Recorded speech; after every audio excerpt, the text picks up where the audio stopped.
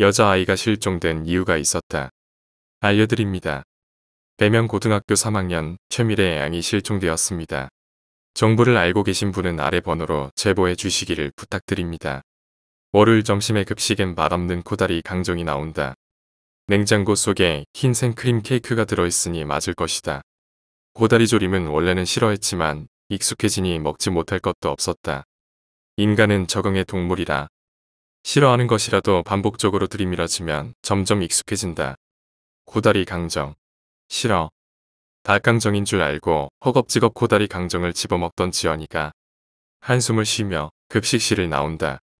축 늘어진 잡초처럼 몸을 둥글게 구부리고 온몸으로 코다리 강정이 싫다는 것을 표현한다. 그러니까 밖에서 먹고 오자니까 그래. 그치, 미래야. 혜수가 다정하게 웃으면서 말을 거둔다. 학교는 무서운 곳이야. 나를 코다리 강정에 적응시켜버리다니. 폭파시켜버리고 싶어. 훌륭한 자세야, 친구. 같이 동참하게 해줄래? 내 생각이 마음에 들었는지 지연이가 늘어지며 들려붙는다. 우리는 학교 폭파의 주제로 불이 붙어 열띠게 토론한다. 급식실을 먼저 부숴야 해. 악의 근원이야. 맞아. 맨날 누린내 나는 돼지고기만 나오는 걸 보면 분명 지하에 돼지 사육장이 있을 거야. 아니 그것보다 교무실 먼저 하면 안 될까? 곧 우리 시험이잖아. 어느 정도나 폭파시킬 건데? 폭발하면 중장비를 동원하는 게 아니라 폭발물을 사용하는 걸 텐데. 이 정도 크기를 폭파시키려면 웬만한 규모 이상으로 필요한 것 알지? 파편 처리는 어떻게 할지 생각해봤어? 우리의 폭파 계획은 허무하게도 해수의 냉철한 지적에 금방 허물어져 버리고 만다. 우리에게 그걸 반론할 충분한 지식과 이성은 없었으므로 하루하루 수능 준비에 바쁜 소녀들에게 그걸 보충할 시간이 있을 이 만무한 것이다. 떡볶이나 먹으러 가자. 교문에 학주 버티고 있을 것 같은데 개구멍으로 가자. 좋은 생각이야, 친구. 같이 동참하게 해줄래? 할 말이 없어진 우리가 할 말은 많지 않았다. 우리는 폐잔병처럼 조용히 개구멍을 향해 걸었다. 떡볶이집에 들어가자 분식집 아주머니가 우릴 반겨준다. 수저를 놓으면서 주문을 넣었다. 평소처럼. 떡볶이 4인분 주세요. 3명이서 먹는 거니. 실수했다. 이 세계에는 소희가 없다. 되물음에 아차 싶었지만 아직은 되돌릴 수 있는 정도의 실수다. 네, 저희 많이 먹을 거예요. 4인분 주세요. 아유, 당연하지. 우리 친구들이 얼마나 자주 오는데. 아줌마가 그 정도도 못하겠어. 떡볶이를 먹으면서 우리는 또 이야기를 한다. 아까 급식실에서 하던 이야기의 연장이다. 수능 끝나면 뭐 할래? 조스베이 가자니까. 거긴 중간 끝나고 갔잖아. 채슐리 가자. 구멍 뚫린 양말 사이로 삐져나온 발가락을 멍하니 바라보다가 내 차례가 왔음을 느꼈다. 허키쯤을 하자 혜수와 지연이의 시선이 모여든다. 내 계획을 듣고 나면 모두 감탄할 것이었다. 그렇게 하기로 정해졌으니까. 주머니 속에 꼬깃꼬깃 접어넣어둔 전단지 2장을 꺼내 보여주자. 둘의 눈이 반짝반짝 빛났다. 이거 보여? 손가락으로 전단지의 구석을 가리키면서 보여주자. 혜수와 지연이가 더더욱 좋아한다. 전단지를 가지고 대전 오월드 방문 시 츄로스와 젤리소다 2인분 무료 제공. 오월드 가서 후룸 라이드 타러 가자. 츄로스랑 젤리소다 빨면서. 가자.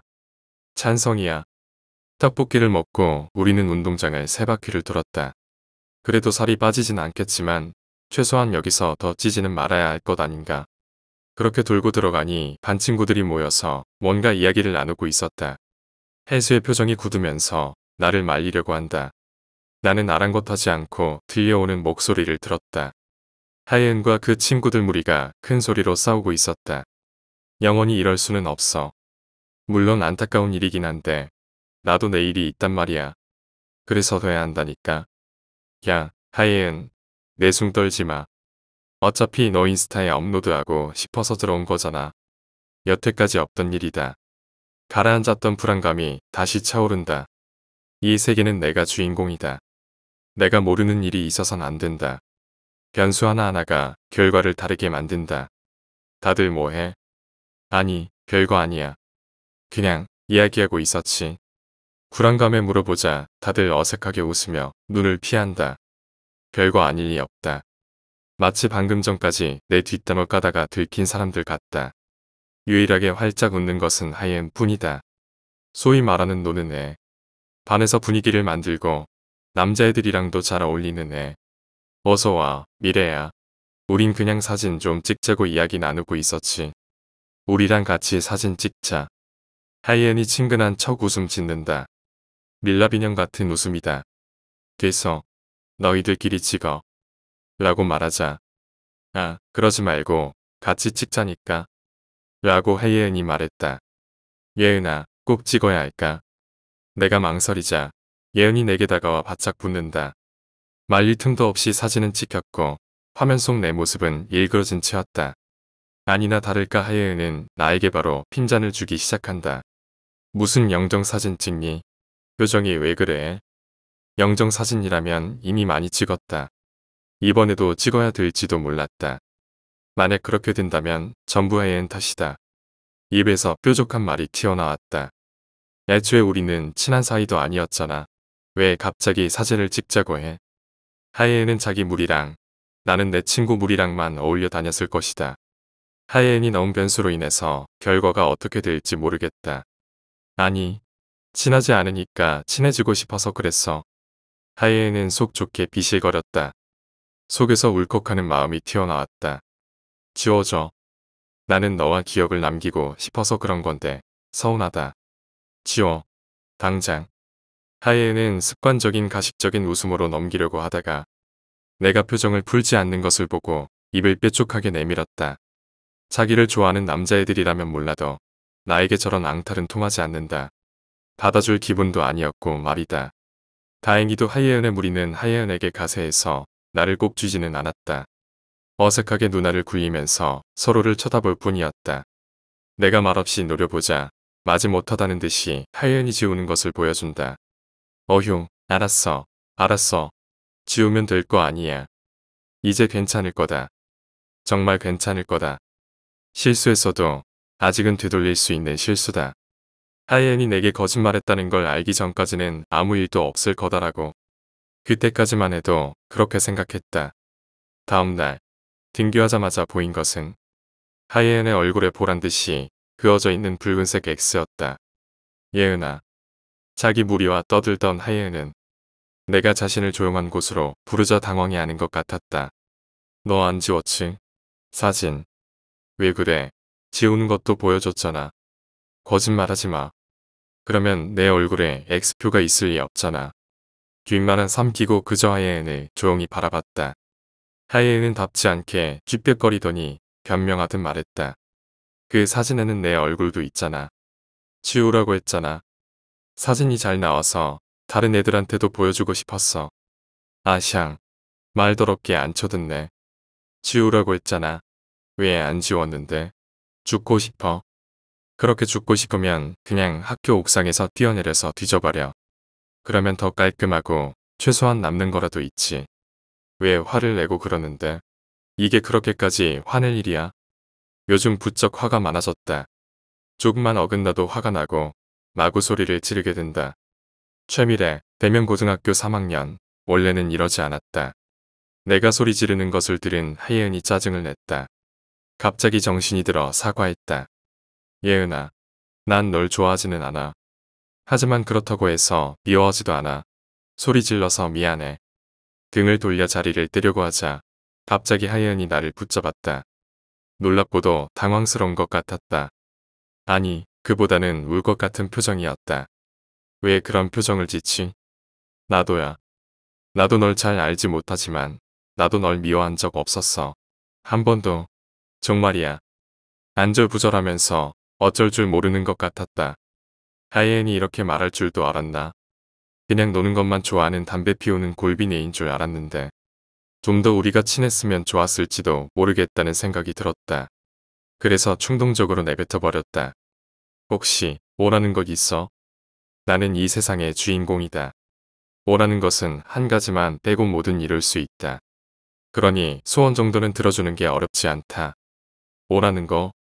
아무거나라도 좋아. 아무거나 말해줘. 나랑 사진 찍어주면 안 돼? 그래. 뭐 다른 것도 아니니까. 그런데 나 고양이 필터 씌워서 찍어줘. 나 그거 좋아하거든. 그건 내 안목을 믿어도 좋아. 하예은이 시히 웃으면서 필터를 골랐다.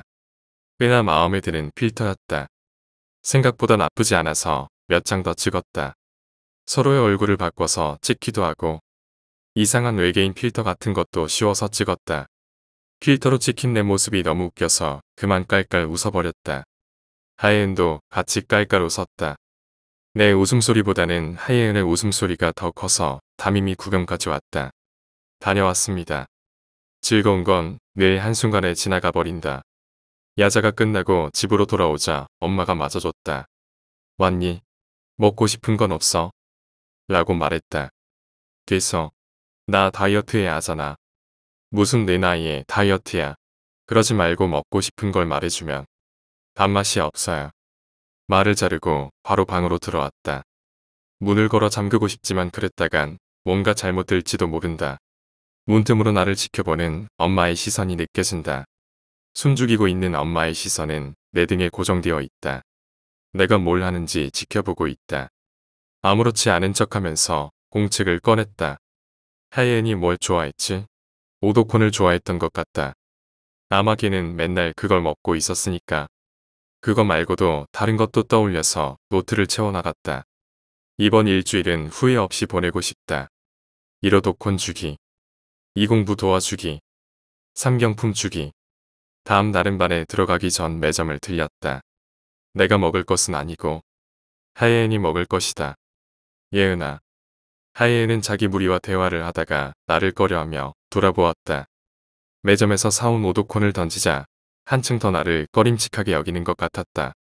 먹어. 그리고 간대시 상하부에서는 THR이 붐비다. 내가 무슨 말을 하는지 이해되지 않는지 말을 뭉개다가 자기 무리와 대화를 하며 오도콘을 까먹는다. 하이엔의 친구들은 떨떠름하게 나에게 고개를 끄덕여 보이며 감사 인사를 했다. 그리고 나는 다음 날도 그 다음 날에도 시험답을 슬쩍 말해주면서 하이엔에게 오도콘을 줬다. 가끔은 이야기도 했다. 혜수와 지연이는 이상하게 생각하는 것 같았지만 이번 주는 하이엔에게 잘해주기로 정했으니 바꾸는 건 없었다. 그렇게 알게 된 하이엔은 생각보다 성격이 좋은 애였다. 물론 말할 때 과도하게 욕을 섞어 쓰는 경향이 없잖아 있었지만 생각보다 재미있는 애였다. 간호사가 되고 싶다고 했고 순대를 먹을 때 간은 먹지 않았다. 액수를 좋아했고 춤은 더 잘 췄다.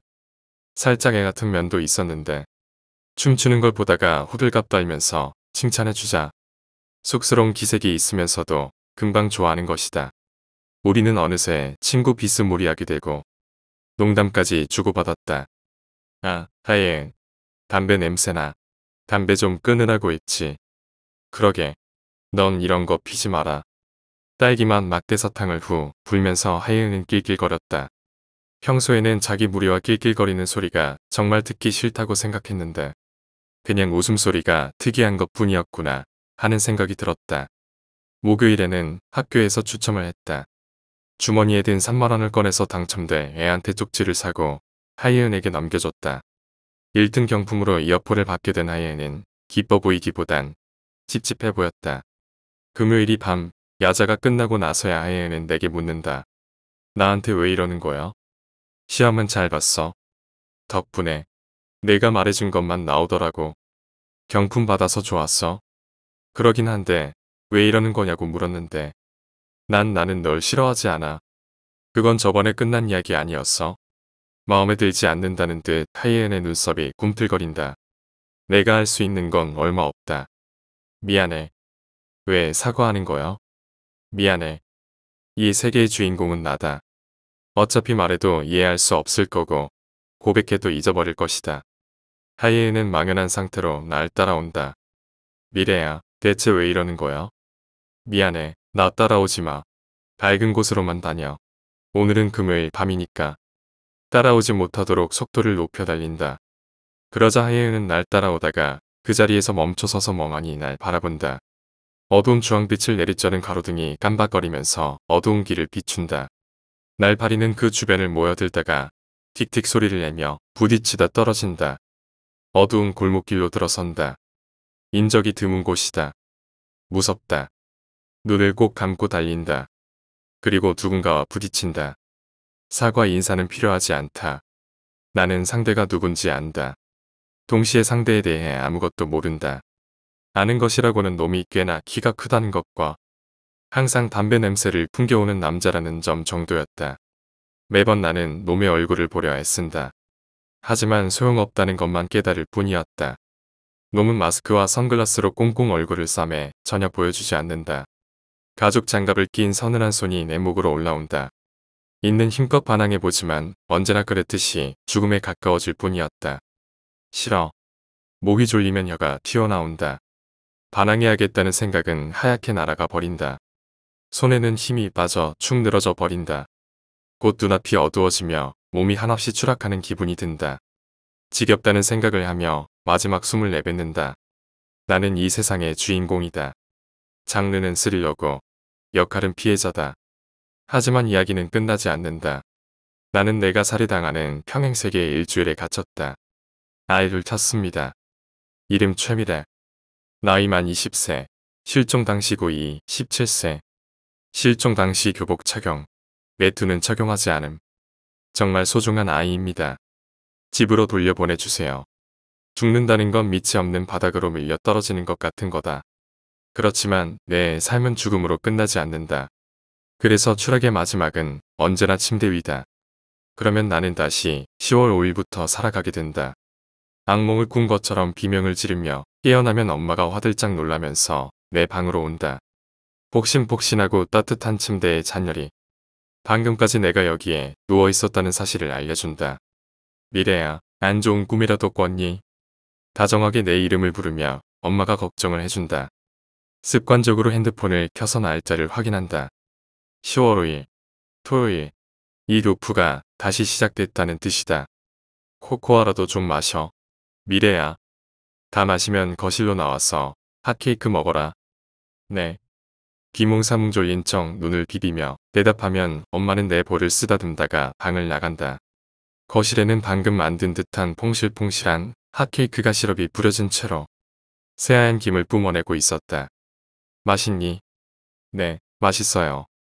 냉장고에 케이크도 있으니까 좀 먹어. 네. 식탁에 2개의 빈자리를 보지 않으려 했으며 밝게 대답했다. 내가 화를 내거나 이상함을 느끼거나 아빠와 미주의 행방에 대해 따져 물으면 엄마는 화를 냈다. 나는 다정한 엄마가 좋았다. 비록 가짜일지라도 다정한 엄마는 날 우선이라 생각했다. 그러니 엄마를 의심하지 않고 그냥 엄마가 해준 핫케이크가 맛있다고 하는 것이 토요일을 넘기는 가장 나은 방법이다. 그러면 분리수거라도 좀 하고 올래? 부탁이야.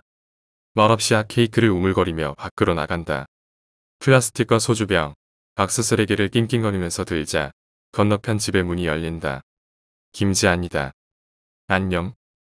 인사를 건네자 옆집에서 나온 김지한은 나를 가볍게 무시한다. 인사 좀 받지? 발가락으로 툭툭 건들며 말하자 그제야 날 돌아보았다. 아, 있었냐? 안녕. 정말 인사해줘서 고맙네. 엘리베이터를 기다리는 동안에는 어색함이 가득하다. 무슨 말이라도 꺼내보려고 했지만 그것마저 쉽지는 않다. 지안아. 말 걸지 마. 돌아오는 것은 언제나 안 입고 온 대답이기 때문이다. 우리 친구잖아. 그랬을지도. 왜 갑자기 나한테 차갑게 구는 거야? 내가 뭘 잘못했어? 아니. 주근깨가 내려앉은 콧등과 하얀 피부, 그 위로는 서늘한 눈빛이 있었다. 루프 속의 지안이는 항상 나에게 차갑다. 그걸 마주할 때마다 콧잔등이 시큰해진다. 나는 지안이도 나를 좋아하는 줄 알았다. 내 고백에 수줍게 웃으면서 수능이 끝나면 답해주겠다고 하던 지안이는 어디로 가버린 걸까?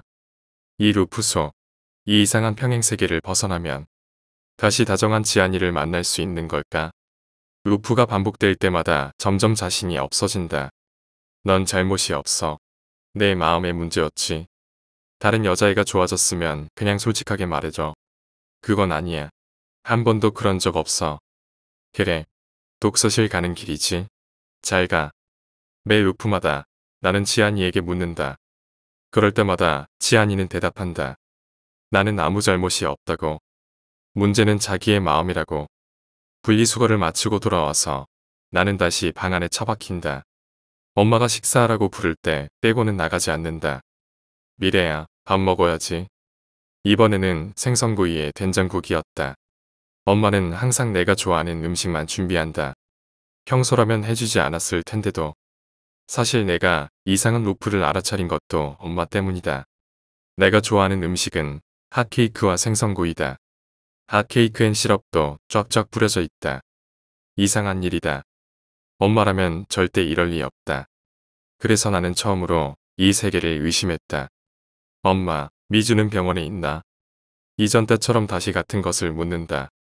흥분한 상태도 안 되고 별것 아니란 듯이 물어야 한다. 그러면 엄마는 호 웃으면서 대답해준다. 어머, 얘는 병원에 가 있잖아. 아빠도. 그럼. 미래야. 엄마는 하고 싶은 말이 있어. 장래 희망에 대한 고려 학교에서 연락 왔어. 엄마가 입을 열기 전에 대화를 미리 가로챈다. 오래 대화하고 싶지는 않다. 그러긴 한데. 내 꿈은 탐정이다. 그래서 학교에도 그렇게 써냈다. 그랬더니 담임이 장난치지 말라고 왼손으로 뒤통수를 갈겼다. 진지하다고 말하니 오른손으로도 뒤통수를 갈겼다. 알아. 엄마 말대로 탐정이란 직업이 대한민국 어디에 있어. 다른 좀 현실적인 걸로 바꿔놓을게. 그래야 면접 볼 때 할 말이 있지. 응. 엄마는 좀 더 이야기하고 싶은 눈치였지만 그럴 생각이 전혀 없다. 재빨리 식사를 마치고 방으로 들어온다. 방문을 완전히 닫아두어도 엄마는 어느새 소리 없이 문을 열고 빈틈으로 날 지켜본다. 핸드폰으로 게임을 붙잡고 하다가 금세 질려버린다. 어느새 이불을 뒤집어 쓰고 잠에 든다. 일요일엔 엄마가 교회에 간다. 미주가 아프지 않기를 기도하러 가는 것이다. 자유시간 같은 게 생기는 것이다. 있어봤자 별건 없다. 평소처럼 공부하는 척 좀 하다가 엄마가 해둔 밥을 먹고 게임을 하면 된다. 다만 냉장고만큼은 열면 안 된다. 냉장고에는 이 모든 것의 원인일지도 모르는 것이 있다. 내가 평행세계에서 루프하고 있다는 것을 알아차리게 만든 것이기도 하다. 바로 하얀 생크림 케이크다. 그 다음 월요일 점심에 급식엔 맛없는 코다리 강정이 나온다. 원래는 싫어했지만 익숙해지니 먹지 못할 것도 없었다. 인간은 적응의 동물이라 싫어하는 것이라도 반복적으로 들이밀어지면 점점 익숙해진다. 나는 이미 여러 번 이 코다리 강정을 먹었다. 몇 번 먹었는지도 모르겠다. 내 시간은 일주일 이상으로 흘러가지 않는다. 토요일 아침에 일어나 금요일 밤에 죽는 것이 일과가 되었다. 내기 다음 주는 오지 않는다. 그러니 중간 시험을 보는 일도 없고 추로스를 뜯으며 젤리 소다를 마시고 롤러코스터를 타볼 일도 없다. 나는 내가 살해당하는 이상한 평행세계의 일주일에 갇혀있다. 마치 끝없이 반복되는 연극에 갇혀있는 것 같다. 연극. 그래, 연극이라고 하는 것이 적당하다. 이 일주일간 난 옆반 아이들을 본 적 없다. 내 일주일 동안 나오는 사람들은 대부분 나와 밀접한 관계가 있는 사람들이다. 전부는 아니다. 내 반복되는 일주일 속에서 벗어나는 행동을 하는 사람의 얼굴에는 X자표가 그려진다. 그 X표는 다른 사람들의 눈에는 보이지 않는다. 오로지 내 눈에만 보인다. X자가 그려진 사람들은 다음 일주일에서 사라져버린다. 처음부터 없었던 것처럼. 나와 같이 급식을 먹었던 소희도 아빠도 사라져버렸다. 소희는 세 번째 화요일이었다. 소희는 내내 뭔가를 참는 것 같았다. 그러다가 점심때 울면서 내게 말했다. 나는 하지 말자고 했어. 이건 옳지 않다고 했어. 지연이와 혜수는 어색하게 웃으며 소희의 입을 틀어막았다. 얘가 무슨 말을 하려는 거람. 내가 왜 그러냐고 묻자 어색하게 웃으면서 소희를 끌고 가버렸다. 미래야, 미래가. 팔다리를 버둥거리면서 소희는 나에게 뭔가를 말하려고 했지만 지연이와 혜수는 철저히 소희를 막아서 들을 수 있는 건 많이 없었다. 우는 채로 끌려간 소희는 얼굴에 X자가 처진 채로 돌아왔다. 돌아온 소희는 미묘하게 혼이 빠져 있는 것 같았다. 아직도 소희가 나에게 무슨 말을 하려고 했을지 궁금하다. 미래야, 미래가 내게 미래가 없다는 말을 하고 싶었을까? 그렇다면 왜 그걸 말해주려고 했을까? 다시 한번 소희에게 무슨 말을 하려고 했냐고 묻고 싶었지만 지연이와 혜수는 우리를 단둘이 두지 않으려고 했다. 다음 루프에서 소희는 흔적도 없이 사라졌다. 다른 아이들에게 소희에 대해 물으면 소희는 아파서 쉰다고만 했다. 오래된 친구가 되면 묻지 않아도 알 수 있는 게 생긴다. 지연이와 혜수는 내게 거짓말을 하고 있었다. 소희는 그 뒤로 볼 수 없었다. 아빠는 14번째였다. 14번째 금요일에 엄마와 싸우던 아빠는 내 얼굴을 보며 비명을 질렀다. 미안해, 미래야. 미안해. 아빠랑 가자. 저 집에 있으면. 짐승 같은 소리를 내면서 내 손을 잡아채고 달렸다. 집으로부터 벗어나 달렸다. 집에 있는 것으로부터 도망치는 것만 같았다. 양말 차림으로 정신없이 달리다가 아빠는 멈춰 섰다. 그러다가 끼릭거리면서 목을 돌리며 나를 돌아봤다. 이질감이 드는 미소를 지으며 말했다. 미래야, 왜 밖에 있니? 들어가자. 얼굴에는 X자가 쳐져 있었다. 미안해, 미래야. 미안해. 아빠랑 가자. 저 집에 있으면. 집에 있으면 뭐가 문제가 생기는 걸까? 아니면 집에 있어서 이 모든 일이 생겨난 걸까? 아빠는 그 뒤를 말해주지 않았다. 소희가 그랬듯 그 다음 일주일부터 아빠는 나타나지 않았다. 그리고 하예은은 원래 나와 말을 섞는 일도 없는 애였다. 그런 애가 어느 날 갑자기 사진을 찍자고 했다. 나는 하예은을 싫어하지 않았다. 정말로 그래서 어떻게든 막아보려고 했다. 하예은이 사라지는 것을 막아보려고 했다. 하지만 이 루프엔 규칙이 있다. 정해진 행동을 벗어나는 사람은 얼굴에 붉은 X 표시가 생긴다. 특히 내게 중요한 정보를 주려고 했던 사람은 곧바로 X자 표시가 생겨버린다. X자가 생긴 사람은 사라졌어 다시는 나타나지 않는다. 이번에도 학교에 돌아가면 하예은이 사라져 있겠지. 그래서 저번 주에는 하예은이 최고의 한 주를 보낼 수 있도록 노력했다. 하지만 죄책감이 사라지진 않는다. 어느 날, 이 루프가 풀리면 무슨 일이 일어나는 걸까? 사라진 사람들은 어디로 가버린 걸까? 신발코 끝을 보면서 걷다 보니 어느새 학교에 도착했다. 도착한 학교에는 평소보다 더 많은 사람들이 있었다. 그동안 없던 몇몇 선생님들도 다른 반 애들도 전부 있었다. 하예은과 하예은의 무리, 그리고 소희만 없는 걸 빼면 완벽하게 루프 이전의 세계 같았다. 대체 뭐가 어떻게 되어가는 거지? 안녕, 미래야. 그 칼 내려놔. 모든 루프에서 한 번도 시도해 보지 않은 일을 하려고 한다. 죽으면 깨어날 수 있다고.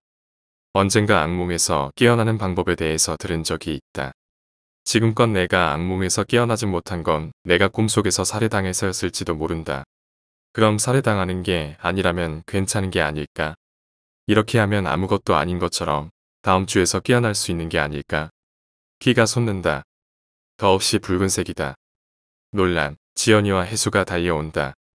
그리고 그 둘의 너머로는 얼굴이 보이지 않는 남자가 서 있다. 항상 날 살해하는 그 남자. 남자는 얼굴을 감싸주고 있었다. 젠장. 왜인지는 몰라도 내 행동이 엿을 먹인 모양이다. 너만 날 죽일 수 있는 줄 알았나 보지? 나도 할 수 있어. 개새끼야. 붓다. 붉게 변해간다. 붉은 것은 어둡게 삼켜져 간다. 다시 추락하는 기분을 느끼며 눈을 감았다. 외롭다. 나는 그동안 53번이나 살해당했다. 하지만 마지막으로 날 죽인 건 나였다. 이게 정말 마지막이었으면 좋겠다. 너 걔 기억나? 걔. 갑자기 실종됐었던 걔. 이름은 잘 기억 안 나는데 미리였나? 미 뭐였는데 잘 기억 안 나네. 미래. 최미래 말하는 거야? 응. 그 이름이었어. 최미래였지. 암튼 최미래 말이야. 걔 일로 우리고 3대쯤에 시끄러웠잖아. 경찰도 오고. 맞아. 다들 쉬쉬하느라 바빴잖아. 다른 반 애들 영향 안 가게 하려고 입단속했었는데 소용없었지. 반나절 만에 퍼지지 않았나. 그런데 6개월쯤 지났을 때 걔 책상 위에 국화 놓여 있었던 거 알아? 그거 내가 치웠잖아. 내가 당번이어서. 진짜 기분 나빴어. 조롱하는 것도 아니고 뭐야. 다시 생각해도 기분 나빠. 그런데 그건 왜? 집 돌아왔대? 아니, 그건 아니고. 얼마 전에 걔네 가족 소식 들었는데 언제부터 죽고 죽는 루프가 시작되었냐고 묻는다면 루프가 되고 있다는 것을 깨달은 것은 의외로 얼마 되지 않았다. 매번 루프가 시작될 때마다 일어났던 일들을 잊고 돌아왔던 것이다. 하지만 39번째 루프는 달랐다. 39번째 루프의 시작점에서 엄마는 나를 위해 팬케이크와 핫초코를 만들어줬다. 언제나처럼 냉장고에 케이크도 있으니 먹어. 처음엔 별 생각 없었다. 내 생일이 되기까지 일주일도 더 남았지만 왜 케이크가 벌써 냉장고에 들어있는지 생각도 해보지 않았다. 모든 루프에서 그랬듯이. 그리고 냉장고를 열어봤을 때 냉장고 속에는 흰색 케이크가 덩그러니 있었다. 흰색 케이크는 겉보기엔 아무런 문제도 없어 보였다. 그저 아주 맛있어 보일 뿐이었다. 흰 생크림은 부드럽게 발려 있었고 아기자기하게 스프링클로 장식되어 있었다. 앙증맞게 체리를 껴안고 있는 설탕 과자까지 이해할 정도로 너무도 완벽했다. 그래서 깨달았다. 그 완벽해 보이는 케이크는 결코 있을 수 없다는 걸. 이런 완벽한 케이크가 있는 이 세상은 전부 거짓말이고 기만에 불과하다는 걸. 설명은 할 수 없지만 그냥 알 수 있었다. 이건 전부 끔찍한 거짓말이다. 엄마는 내게 친절할 리 없었고 지안이도 내게 쌀쌀 맞지 않았다. 내가 원래 있던 세계와 지금 반복하는 세계는 다른 곳이었다. 그걸 깨달은 순간 내 세상이 뒤집히며 잊고 있던 기억들이 쏟아져 들어왔다. 평행세계에 갇혀서 나는 반복적으로 죽었다. 첫 번째 나는 목이 졸려 죽었다. 두 번째 나는 옥상으로 도망치다가 떨어져서 죽었다. 세 번째 나는 호수에 잠겨 죽었다. 다섯 번째 나는 칼에 찔려 죽었다. 여섯 번째 나는 독국물을 먹어 피를 토하다가 죽었다. 일곱 번째 나는 학교 냉장고에 갇혀 죽었다. 여덟 번째 나는 머리를 얻어맞아 죽었다. 아홉 번째 나는 불타는 창고에 나올 수가 없었다. 열 번째 나는 소방도끼의 머리가 쪼개져서 죽었다. 11번째 나는 치킨이 목에 걸려서 죽었다. 12번째 나는 미끄러지다가 머리를 부딪혀 죽었다. 13번째 나는 온몸이 불타오르다 죽었다. 14번째 나는 이상한 가스를 마시고 죽었다. 15번째 나는 야구 배트에 얻어맞아 죽었다. 16번째 나는 사나운 개들에게 물려 죽었다. 17번째 나는 식칼에 난도질당해 죽었다. 18번째 나는 지하철에 떠밀려서 죽었다. 19번째 나는 떨어지는 철근에 몸이 끄뚫려서 죽었다. 20번째 나는 가스 폭발에 휘말려서 죽었다. 21번째 나는 깨진 유리창에 목동맥이 베어서 죽었다. 22번째 나는 피복 벗겨진 충전기에 감전당해 죽었다. 23번째 나는 피아노 줄에 목이 잘려 죽었다. 24번째 나는 계단에서 떠밀려서 목이 부러져 죽었다. 25번째 나는 가슴을 움켜쥐다 죽었다. 26번째 나는 목이 돌아가 죽었다. 27번째 나는 수영장에서 질식해서 죽었다. 28번째 나는 교통사고를 당해서 죽었다. 29번째 나는 집에 화재가 일어나 빠져나가지 못한 채로 죽었다. 30번째 나는 다시 칼에 찔려 죽었다. 31번째 나는 도끼에 찍혀 죽었다. 32번째 나는 공업용 끈에 목이 졸려 죽었다. 33번째 나는 등에 녹슨 철근이 박혀 죽었다. 34번째 나는 생선의 칼이 배에 박혀 죽었다. 35번째 나는 산에서 누가 떠밀어 미끄러져 죽었다. 36번째 나는 목도리로 목이 졸려 죽었다. 37번째 나는 몸싸움하다 벽에 머리를 부딪혀서 죽었다. 38번째 나는 도망가다가 육교에서 떨어져 죽었다. 39번째 나는 다른 때와는 다르게 냉장고를 열었다. 그저 완벽한 케이크가 있었을 뿐이었다. 하지만 그래서 그 케이크를 의심하는 순간 잊혔던 그 모든 죽음들이 당연하다는 듯 내 기억에 들어쳤다. 소희와 아빠가 내 세상에서 사라졌던 날들. 아무것도 모른 채로 있다가 무력하게 죽어가던 날들이 떠오르기 시작했다. 아빠와 소희가 내 세상에서 사라지던 날도 떠올랐다. 집으로 가자, 미래야. 집으로 가자. 난 하지 말자고 했어. 이건 옳지 않다고 했어. 미래야, 넌 미래가. 여태까지 없는 게 당연하다고 여겨왔던 아빠와 소희는 뭔가 중요한 진실을 말하려다가 사라졌던 거다. 싫어. 내가 왜 죽어야 해? 39번째 루프에서 왜 내가 죽어야 하냐고 절규하자 나의 살인자는 평소보다 빨리 나를 찾아왔다. 그래서 그 다음 루프부터는 절대로 티를 내지 않으려고 했다. 그 뒤는 정말 살기 위해서 발버둥 쳤다. 40번째 나는 잠을 자듯 죽었다. 41번째 나는 목에 칼이 찔려 죽었다. 42번째 나는 방에 갇혀 있다가 죽었다.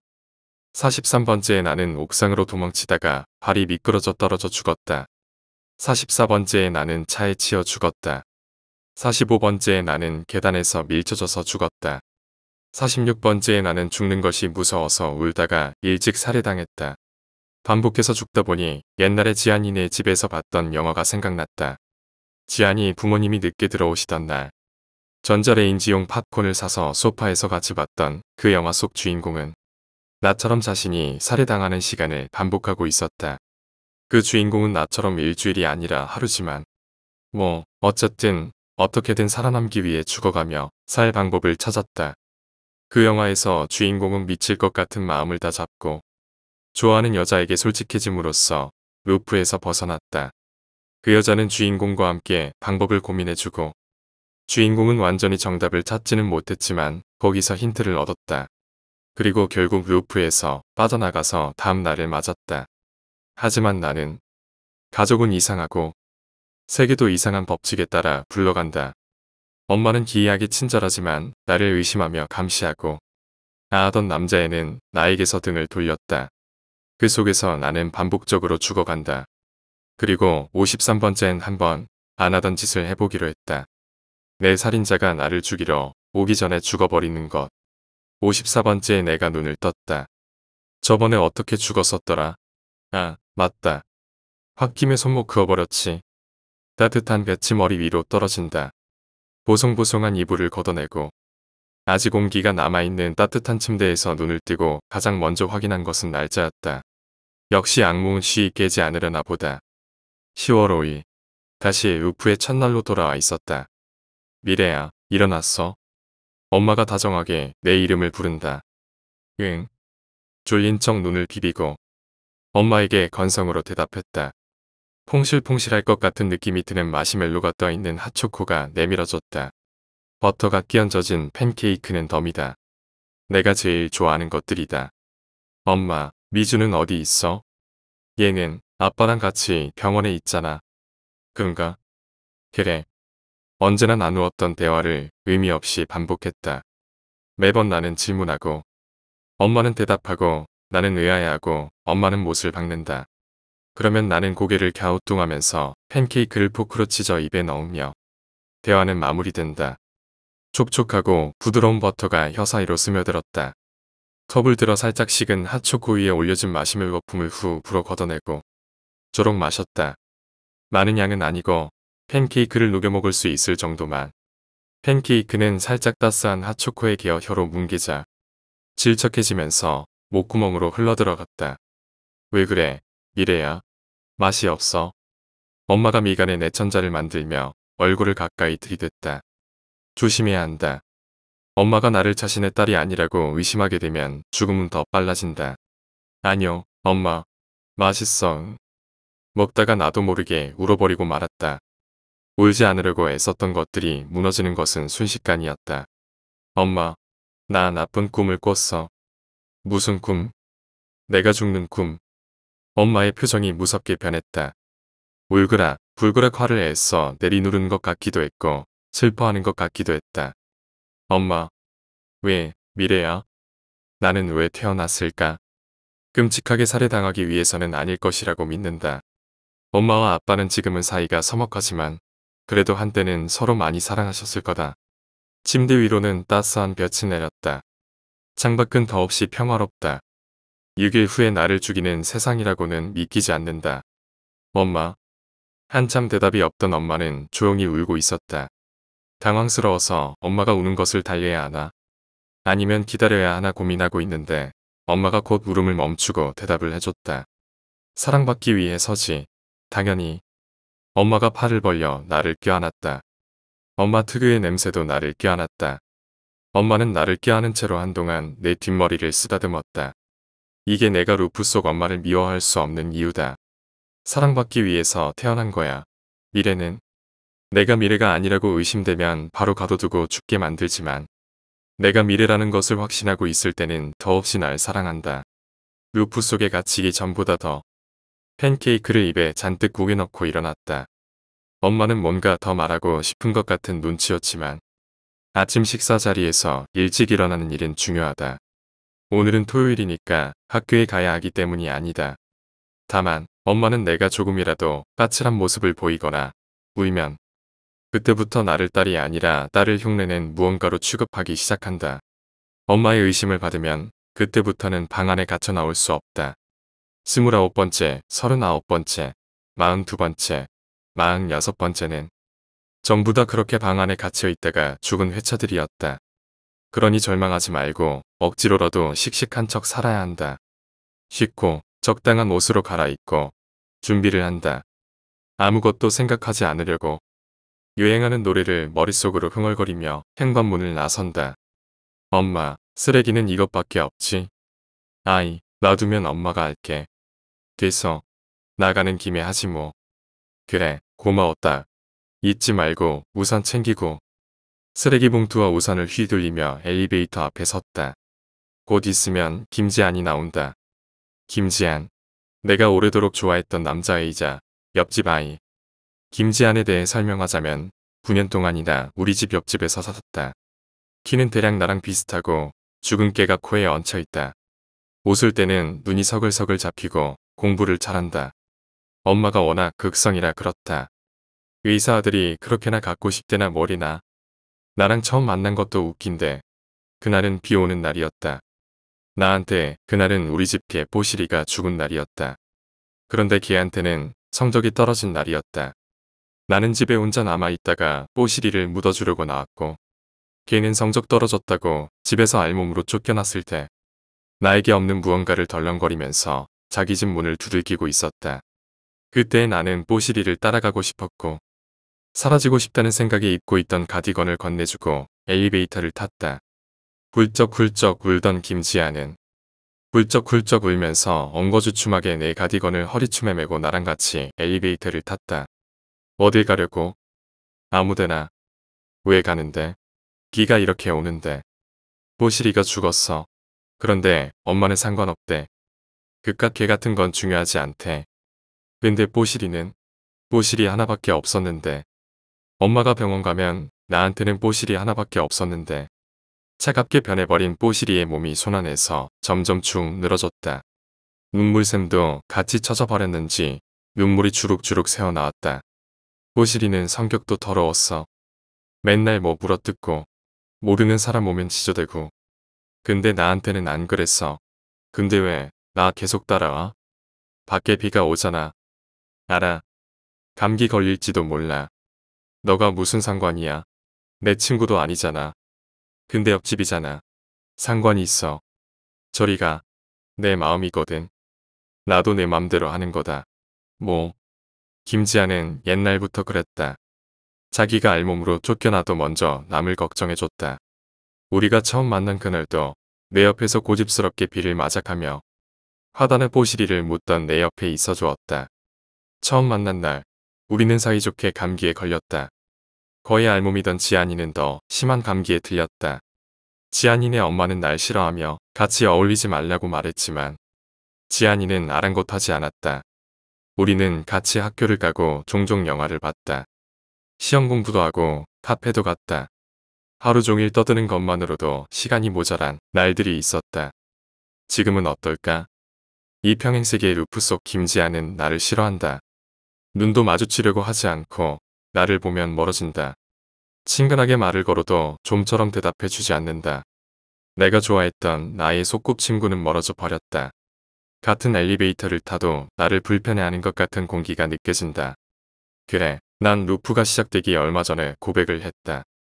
김지안에게. 좋아한다고. 나는 얘도 날 좋아하는 줄 알았다. 김지아는 거절은 하지 않았다. 하지만 수락도 하지 않았다. 수능이 끝나면 답을 해준다고 했다. 그렇지만 이 루프 안에서는 쭉 이 모양이었다. 나를 불편해하고 굳이 숨기지도 않았다. 엘리베이터에서 내리자 밖에는 비가 온다. 다시. 예전과는 다르다. 지금은 이 비를 그대로 맞더라도 감기는 잘 걸리지 않을 것이다. 아예 비를 맞지 않도록 펼쳐들 우산도 있다. 너, 불어. 김지아는 어느새 가까이 다가와서 착잡해 보이는 얼굴로 우산 아래의 나를 살피고 있었다. 언제까지고 나와 키가 비슷할 줄 알았던 김지아는 어느새 나보다 한 뼘은 더 자라 있었다. 우리 사이도 언제까지고 비슷할 줄 알았다. 그건 단지 내 바람이었고 그 바람대로가 아니었을 뿐이다. 공부밖에 모르는 나를 못된 거 가르쳐놨다고 지안이네 집 엄마는 날 싫어한다. 어쩌면 이 평행세계의 지안이도 지쳤을 뿐인 거다. 그러니까 이건 울 일이 아니다. 원래 우린 친구도 아니고 그냥 옆집이었을 뿐이다. 그러니까 내가 울적 어색해진 이후라도 쭈뼛거리며 걱정해주는 김지아는 세상에서 무엇보다 잔인하다. 얘는 뭘 걱정하는 걸까? 난 어차피 금요일에 죽는데. 신경 꺼. 눈물을 소매로 비벼 닦으며 먼저 엘리베이터를 나오려고 했다. 그 전에 김지안에게 팔을 붙잡혀버려서 그러지는 못했다. 그러길 바란다면 내 행동이나 똑바로 해. 뭐? 너를 사랑하는 사람들을 배신하는 행동이나 하지 말라고. 예를 들면. 그러면서 내 손목 쪽을 노려보길래 뿌려치고 먼저 나와버렸다. 내 등을 보고 있는 시선은 나를 불쌍히 여기는 것일까? 아니면 나를 비웃는 것일까? 어느 쪽이든 싫었다. 그래서 일부러 코다리 강정을 떠올리며 씩씩한 척 걸었다. 쓰레기를 버리고 오면 게임을 하자. 그리고 일요일엔 잠을 자고 월요일에는 일찍 학교를 가는 거야. 월요일 점심에는 내가 싫어하는 코다리 강정이 나오니까. 하지만 그래서 더 코다리 강정이 마음에 든다. 좋아하는 것들은 이미 이루프 속에서 죽을 정도로 먹었으니까. 그런데 내가 김지한 앞에서 죽은 적이 있었던가. 최미래, 당당하게 지각이냐? 아, 그렇게 해서 혜수에게 대충 대답해 주고 반을 둘러보았다. 여러 생각으로 월요일 아침엔 늦잠을 자서 지각해버렸다.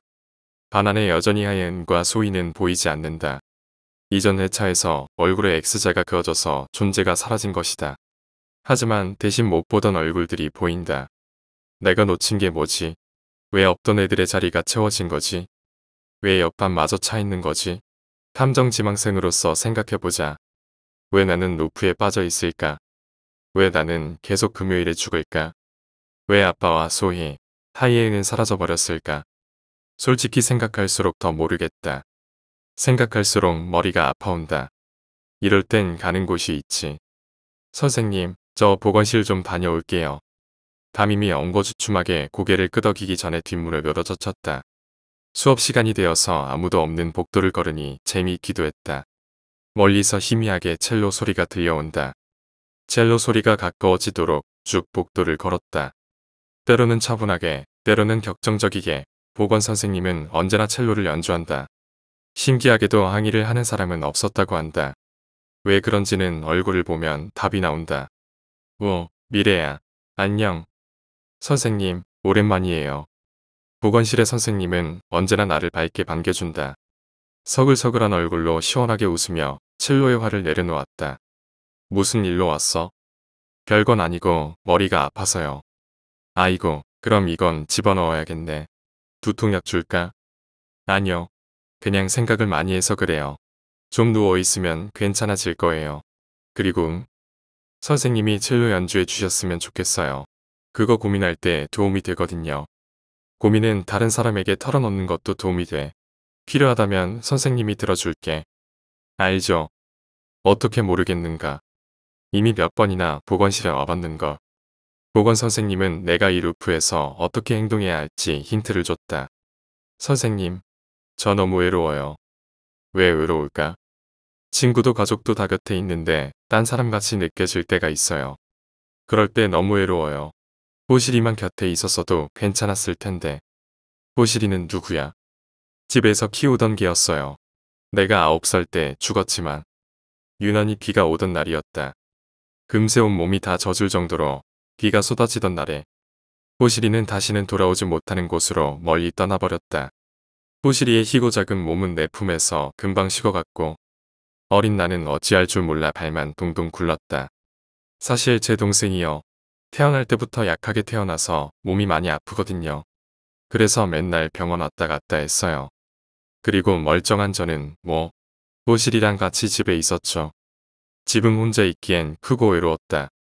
호실이가 없었으면 확실히 그랬을 것이다. 엄마는 미주랑 병원에, 아빠는 회사에 있을 때면 나와 호실이는 언제나 집에 있었다. 호실이와 나는 같이 많은 걸 했다. 내가 뭘 하든 호실이는 좋아해줬다. 특히나 뽀시리가 좋아했던 것은 숨바꼭질이었다. 죽었을 때 많이 슬펐겠다. 바보 같은 개였어요. 숨바꼭질할 때 늘 침대 밑으로 숨었거든요. 튀어나온 엉덩이가 귀여워서 모른 척 해줬던 건데 그런 줄도 모르고 제가 못 찾는 줄 알고 있던 거 있죠. 바보 같아요. 거기에 숨으면 제가 못 찾을 줄 알고 침대 아래로 들어가서 죽어 있더라고요. 낀 엉덩이가 빼꼼히 나와 있어서 못 찾을 수가 없는데 보건 선생님이 따뜻한 차를 건넸다. 한 모금 마시자 따뜻한 기운이 몸에 퍼져나간다.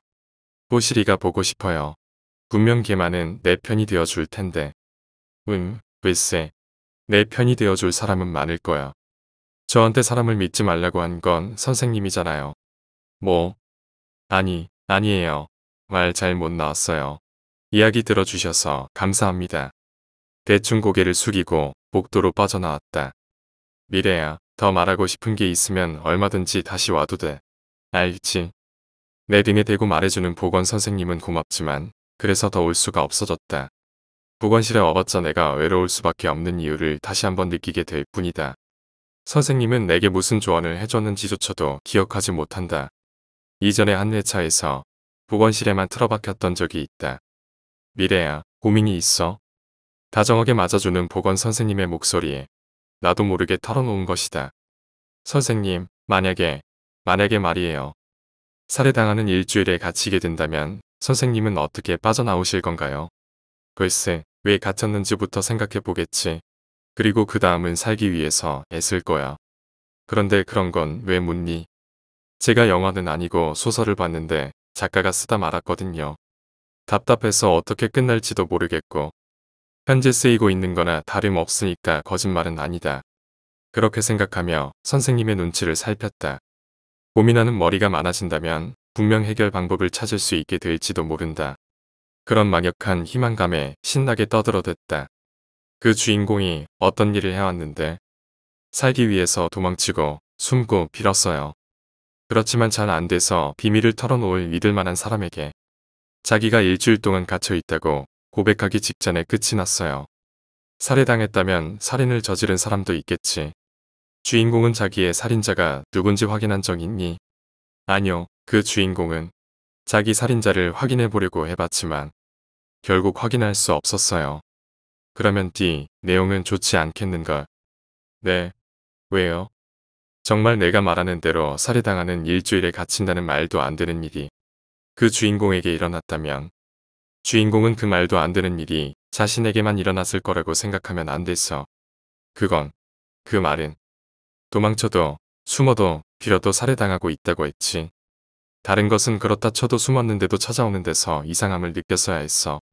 여태 몰랐던 사실이었다. 보건 선생님의 말을 통해 그제야 나는 내 위치가 어디쯤 있었는지 깨달았다. 그 순간의 속이 메스거워지면서 토하고 싶었다. 남의 말로 확인받는 순간 스스로가 초등학생의 손에 쥐어진 잠자리가 된 기분이었다. 언제든 초등학생이 원하면 조잡한 손놀림의 날개가 뜯겨진 채로 버둥거리다가 개미들에게 생사를 파먹히는 잠자리가 된 그런 기분이었다. 그 이상함도 한 가지가 사실이라면 이상해지지도 않지. 왜 항상 같은 틀 속에서 같은 행동을 반복해가며 살아가냐고. 왜 주변 사람에게 도움을 요청하지 않냐고. 그래선 안 되기 때문이다. 혹시 그 주인공 살인자는 주인공과 같이 일주일을 반복하고 있는 거 아니야? 주인공에게 있어 반복적으로 살해당하는 일주일은 그 살인자에게는 반복적으로 살인을 벌일 수 있는 일주일인 거 아니야? 그것도 누군지도 모른 채로 나는 내 살인자와 함께 반복하는 일주일을 살고 있다. 무의식적으로 시끄러운 창밖을 본다. 운동장에서는 아이들이 축구를 하고 있다. 즐거워 보인다. 그 중에서는 지안이도 있었다. 땀을 뻘뻘 흘리면서 뛰고 있다. 지안이는 햇빛을 마주하며 얼굴을 찡그렸다. 지안이의 시선이 서서히 이동하다 나와 눈이 마주치고 얼굴을 찌푸렸다. 나도 모르게 주저앉아 시선을 피한다. 잠깐, 저렇게나 먼 곳에서 어떻게 날 한눈에 알아볼 수 있다고? 갑자기 불길한 생각이 든다. 스스로도 말도 안 된다고 생각하고 그럴 리 없다고 생각하지만 점점 설득성 있게 느껴진다. 만약에 김지안이 범인이라면 김지안은 내가 자주 가는 곳도 알고 있고 내가 좋아하는 것도 안다. 우리 집도 자주 드나들어서 비밀번호도 알고 있다. 그리고 결정적으로 나는 한 번도 지안이 앞에서 죽는 모습을 보인 적 없다. 그런데도 토요일 아침에 지안이의 말은 마치 이미 내가 스스로 죽은 것을 보기라도 한 것 같았다. 의심하지 않으려고 하면 할수록 점점 의심된다. 대체 머리가 아파진다. 어디서부터 잘못된 건지 감도 오지 않는다. 다시 보건실로 돌아가자 아무도 없었다. 보건 선생님은 그새 자리를 비운 모양이었다. 조용히 빈 침대 위로 가서 누웠다. 종이가 바스러지는 소리가 났다. 이상한 쪽지다. 가장 이상한 점은 내 이름이 적혀 있다는 점이었다. 보면 안 되는 것을 본 것 같은 기분이 든다. 아, 이런. 들켰네. 누구야, 진짜. 하다 주의사항을 일출해. 의문은 해결되지 않았다. 같이 일주일을 반복하는 나의 살인자가 나를 쫓아온 것이다. 살인자는 귀찮다는 듯이 머리를 극적이고는 두려움에 질린 나를 내려다보았다. 담배 냄새가 짙게 풍겨온다. 나 죽기 싫어. 눈물이 펑펑 솟아 나온다. 살인자는 잠깐 멈칫하며 뻗어오는 손을 멈췄다. 그 손에는 망치가 들려 있었다. 나는 그의 새까만 눈을 마주 보면서 호소했다. 이번에 살해당하면 내 범인은 밝혀질까? 아니, 항상 내 살인자는 CCTV가 없는 곳에서 날 죽인다. 보건실 근처 CCTV는 고장난 지 오래다. 언젠가 보건 선생님이 지나가는 말로 말해준 적이 있다. 죽고 싶지 않아. 제발. 미안. 그는 마저 손을 들어 올렸다. 1년 전 실종된 최밀의 양의 시신이 한바스목원 호수에서 발견되었습니다. 부검 결과 최밀의 양은 최근까지 살아있었으며 살아있는 동안 높은 강도의 고문이 가해졌을 것이라고 경찰은 발표했습니다. 엄마. 10월 5일에 다시 한번 일어나자마자 한 일은 엄마를 부르는 것이었다. 평소처럼 핫케이크와 코코아는 먹지 않으려고 한다. 식사를 거부하고 엄마를 마주 보았다. 나는 엄마 딸이 아니야. 왜 그런 소리를 하는 거니? 엄마가 기묘하게 웃으며 내게 얼굴을 들이밀었다. 원하지 않는 대답을 할 때마다 이쪽 세계의 엄마는 이런 반응이었다. 어떻게든 다시 자신이 원하는 대답을 내게서 받아가야겠다는 그런 강요를 담고 나에게 다가왔다. 그래도 아랑곳하지 않고 대답했다. 엄마가 날 가두고 싶으면 그러면 된다. 나를 딸로 인정하지 않고 싶으면 그러면 된다. 하지만 그래도 내가 이 세계에서 빠져나가는 것을 멈출 수 없다. 나는 몇 번 죽든 다시 시도할 거니까. 엄마는 내 엄마가 아니거든. 미래야, 나쁜 꿈이라도 꿈 모양이구나. 엄마, 나쁜 꿈이라면 지금 꾸고 있어. 나는 엄마 딸이 아니야. 나는 다른 세계에서 왔어. 나는 이 세계의 엄마가 좋아. 다정하고 날 아끼는 엄마가 좋아. 그래도 지금은 더 이상 도망치지 않기로 했어. 지금껏 묻어두고 열어보지 않았던 냉장고를 열었다. 처음 내가 평행세계라는 것을 눈치채게 만든 생크림 케이크가 놓여 있었다. 이 케이크는 거짓말이었다. 내 원의 세계에서 이 케이크는 당근 케이크였다. 나 왜 내가 이 세계로 오게 된 건지 알아. 내 원의 세계에서 엄마는 미주를 더 사랑했어. 흐린 기억 속에 이 평행세계로 오기 전에 내가 어땠는지 기억한다. 당근 케이크는 내가 가출한 이유였다. 나는 동생 미주에게 못할 말을 했다. 그래 놓고서는 사과하고 싶지 않아 도망쳤다. 그 결과 이곳에 갇힌 것이다. 엄마가 날 사랑하는 세계. 원래 날 좋아하는 지안이는 날 미워하는 세계. 그런 평행세계로. 지안이가 왜 날 죽이는지는 모른다. 하지만 추측하기로는 아마 지안이는 내가 이쪽 세계의 미래가 아닌 것을 알아차린 것이 아닐까 싶기도 하다. 이물질인 나를 죽이면 원래 이쪽 세계에 있던 미래가 돌아올 테니까. 아니야, 미래야. 엄마는 미래를 사랑해. 나랑 살자. 여기서 영원히 살자. 엄마가 아이처럼 울먹이면서 내 손을 잡았다. 나는 엄마의 손을 놓았다. 엄마는 적잖이 충격받은 표정이었다. 엄마, 나는 미주가 보고 싶어. 미주한테 사과해야 해. 안 돼. 엄마는 너 못 보내줘. 절대 안 보내. 엄마는 고개를 도리도리 저으며 내 손목을 끌고 가려고 했다.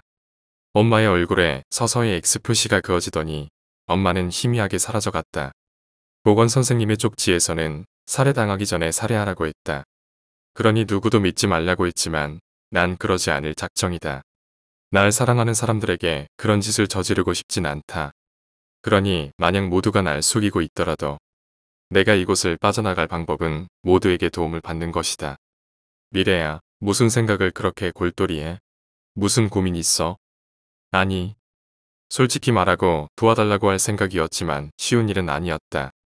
점심시간이 될 때까지도 나는 친구들에게 솔직할 수 없었다. 무심코 다시 말을 뭉갰다. 그냥 뭐 평소처럼 동생이 아파서 그래.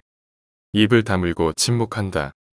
그러자 몇 번인가 말을 걸어오던 애들도 그래 하고 더 이상 관심을 주지 않았다. 수업 시간에 편하게 멍 때리면서 머리만 굴렸다. 지안이한테는 어떻게 말을 꺼내야 할지도 모르겠다. 이야기를 마저 꺼내기도 전에 다시 날 죽이려 들면 어떻게 하지? 라고 생각을 하다 보니 머리가 지끈거렸다. 미래, 뭐해? 밥 먹어야지.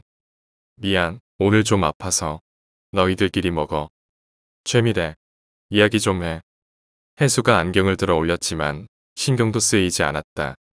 생각해야 할 게 산더미인데 내가 죽는 걸 막을 수도 없고 기껏해야 할 수 있는 게 죽음으로 도망가는 것밖에 없는데 남이 화내는 것 따위 무섭지도 않다. 어차피 이번 회차는 좀 망한 것 같으니 한 번 더 죽으면 된다. 무슨 이야기? 그래, 화내봐라. 무섭지도 않아. 어차피 혜수도 맨날 날카롭게 말해놓고 후회하니까 그것만 넘어가면 되지. 오늘 점심 코다리 조림 나오니까 치킨 먹으러 갈까? 혜수는 화내지 않고 부드럽게 웃었다. 엥. 하지만 우리가 항상 먹던 건 떡볶이잖아. 또 기존 루프에서는 일어나지 않던 일이 일어난다.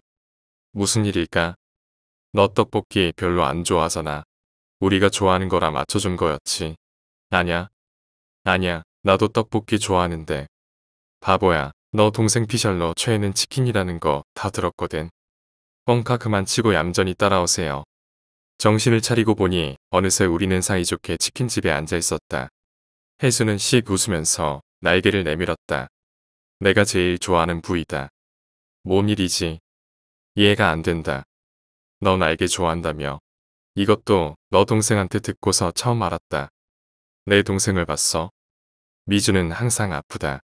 미주 인생의 절반 이상은 병원에서였다. 학교조차 제대로 다닌 적이 없다. 그리고 난 친구들에게 동생을 보여준 적이 없다. 어디서 봤는지 궁금해. 응. 안 알려준다. 뭐야. 너는 우리한테 솔직하지 않았으면서 메롱이다. 이년아. 이제 솔직하게 말해보시지. 뭐가 문제야? 말해줄 수 없어. 혜수가 다시 안경을 들어 올렸다. 긴장해서 몸을 움츠렸다. 분명 한 번은 참았지만 이번엔 화낼 거다. 분명. 그러면 말해줄 때까지 기다릴게. 혜수가 손을 들어 내 머리 위에 얹었다. 그리고 마구 흐트러 놓았다. 멍하니 보고 있으니까 혜수가 다시 부드럽게 웃었다. 기분이 이상하다. 좋기도 한데 잘못된 것 같은 기분이 든다. 혜수가 이렇게 키가 컸던가? 혜수야. 응. 말해줄 기분이 들었어. 입을 때려다가 내 현실을 떠올렸다. 궁색하게 사과를 내놓는다. 미안. 야, 내가 왜 미안해해?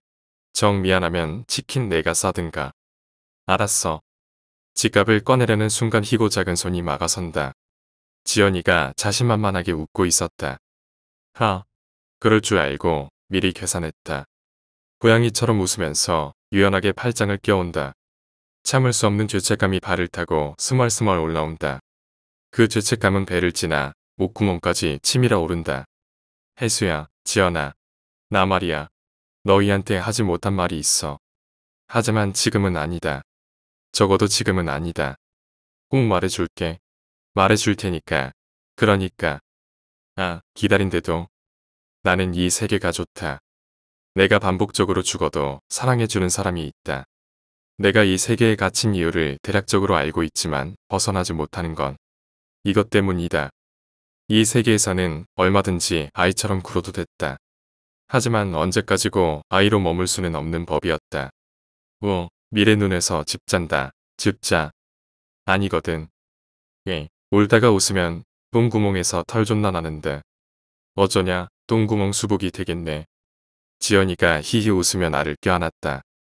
놀림당해도 그 안에 들어있는 게 애정이란 것을 안다. 그래도 우리가 사랑해 줄게.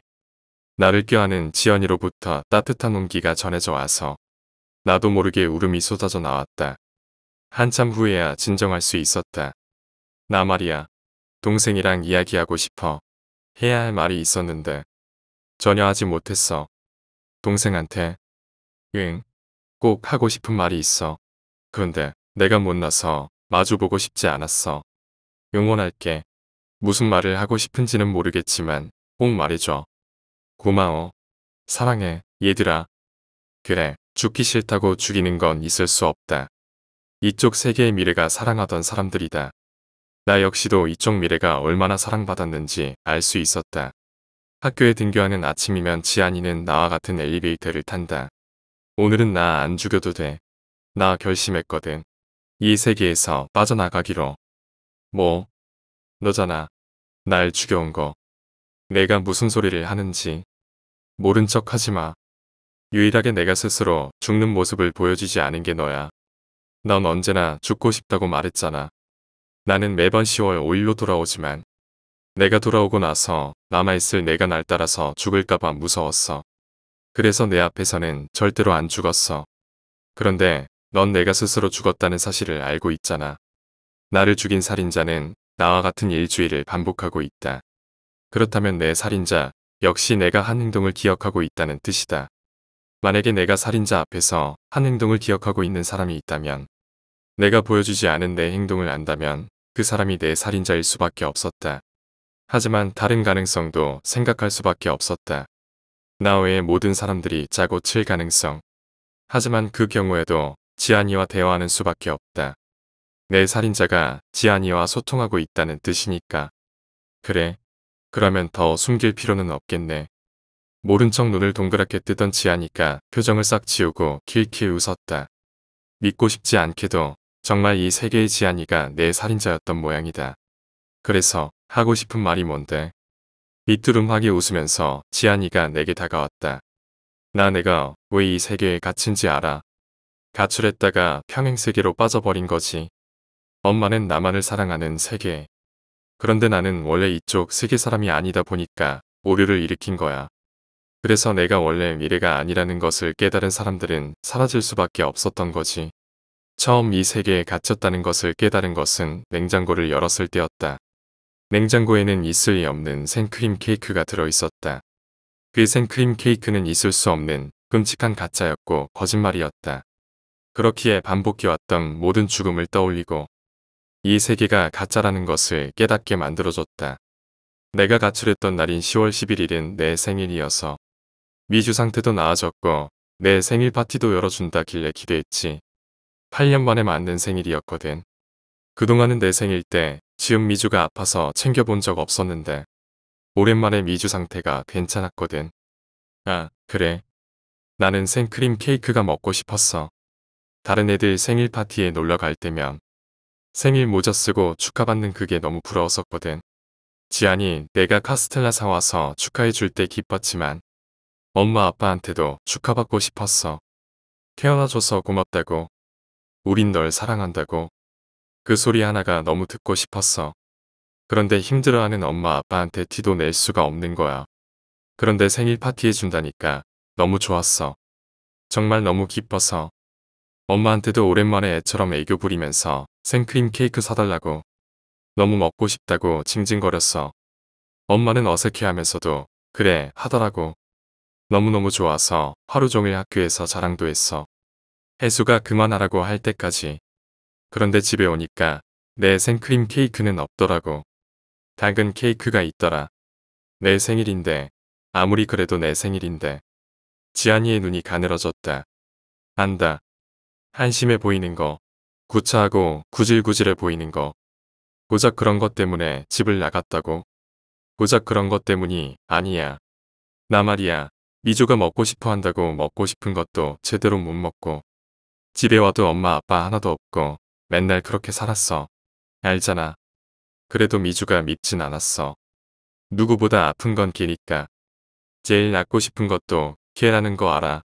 그런데 내 생일인데도 미주도 먹어야 된다고.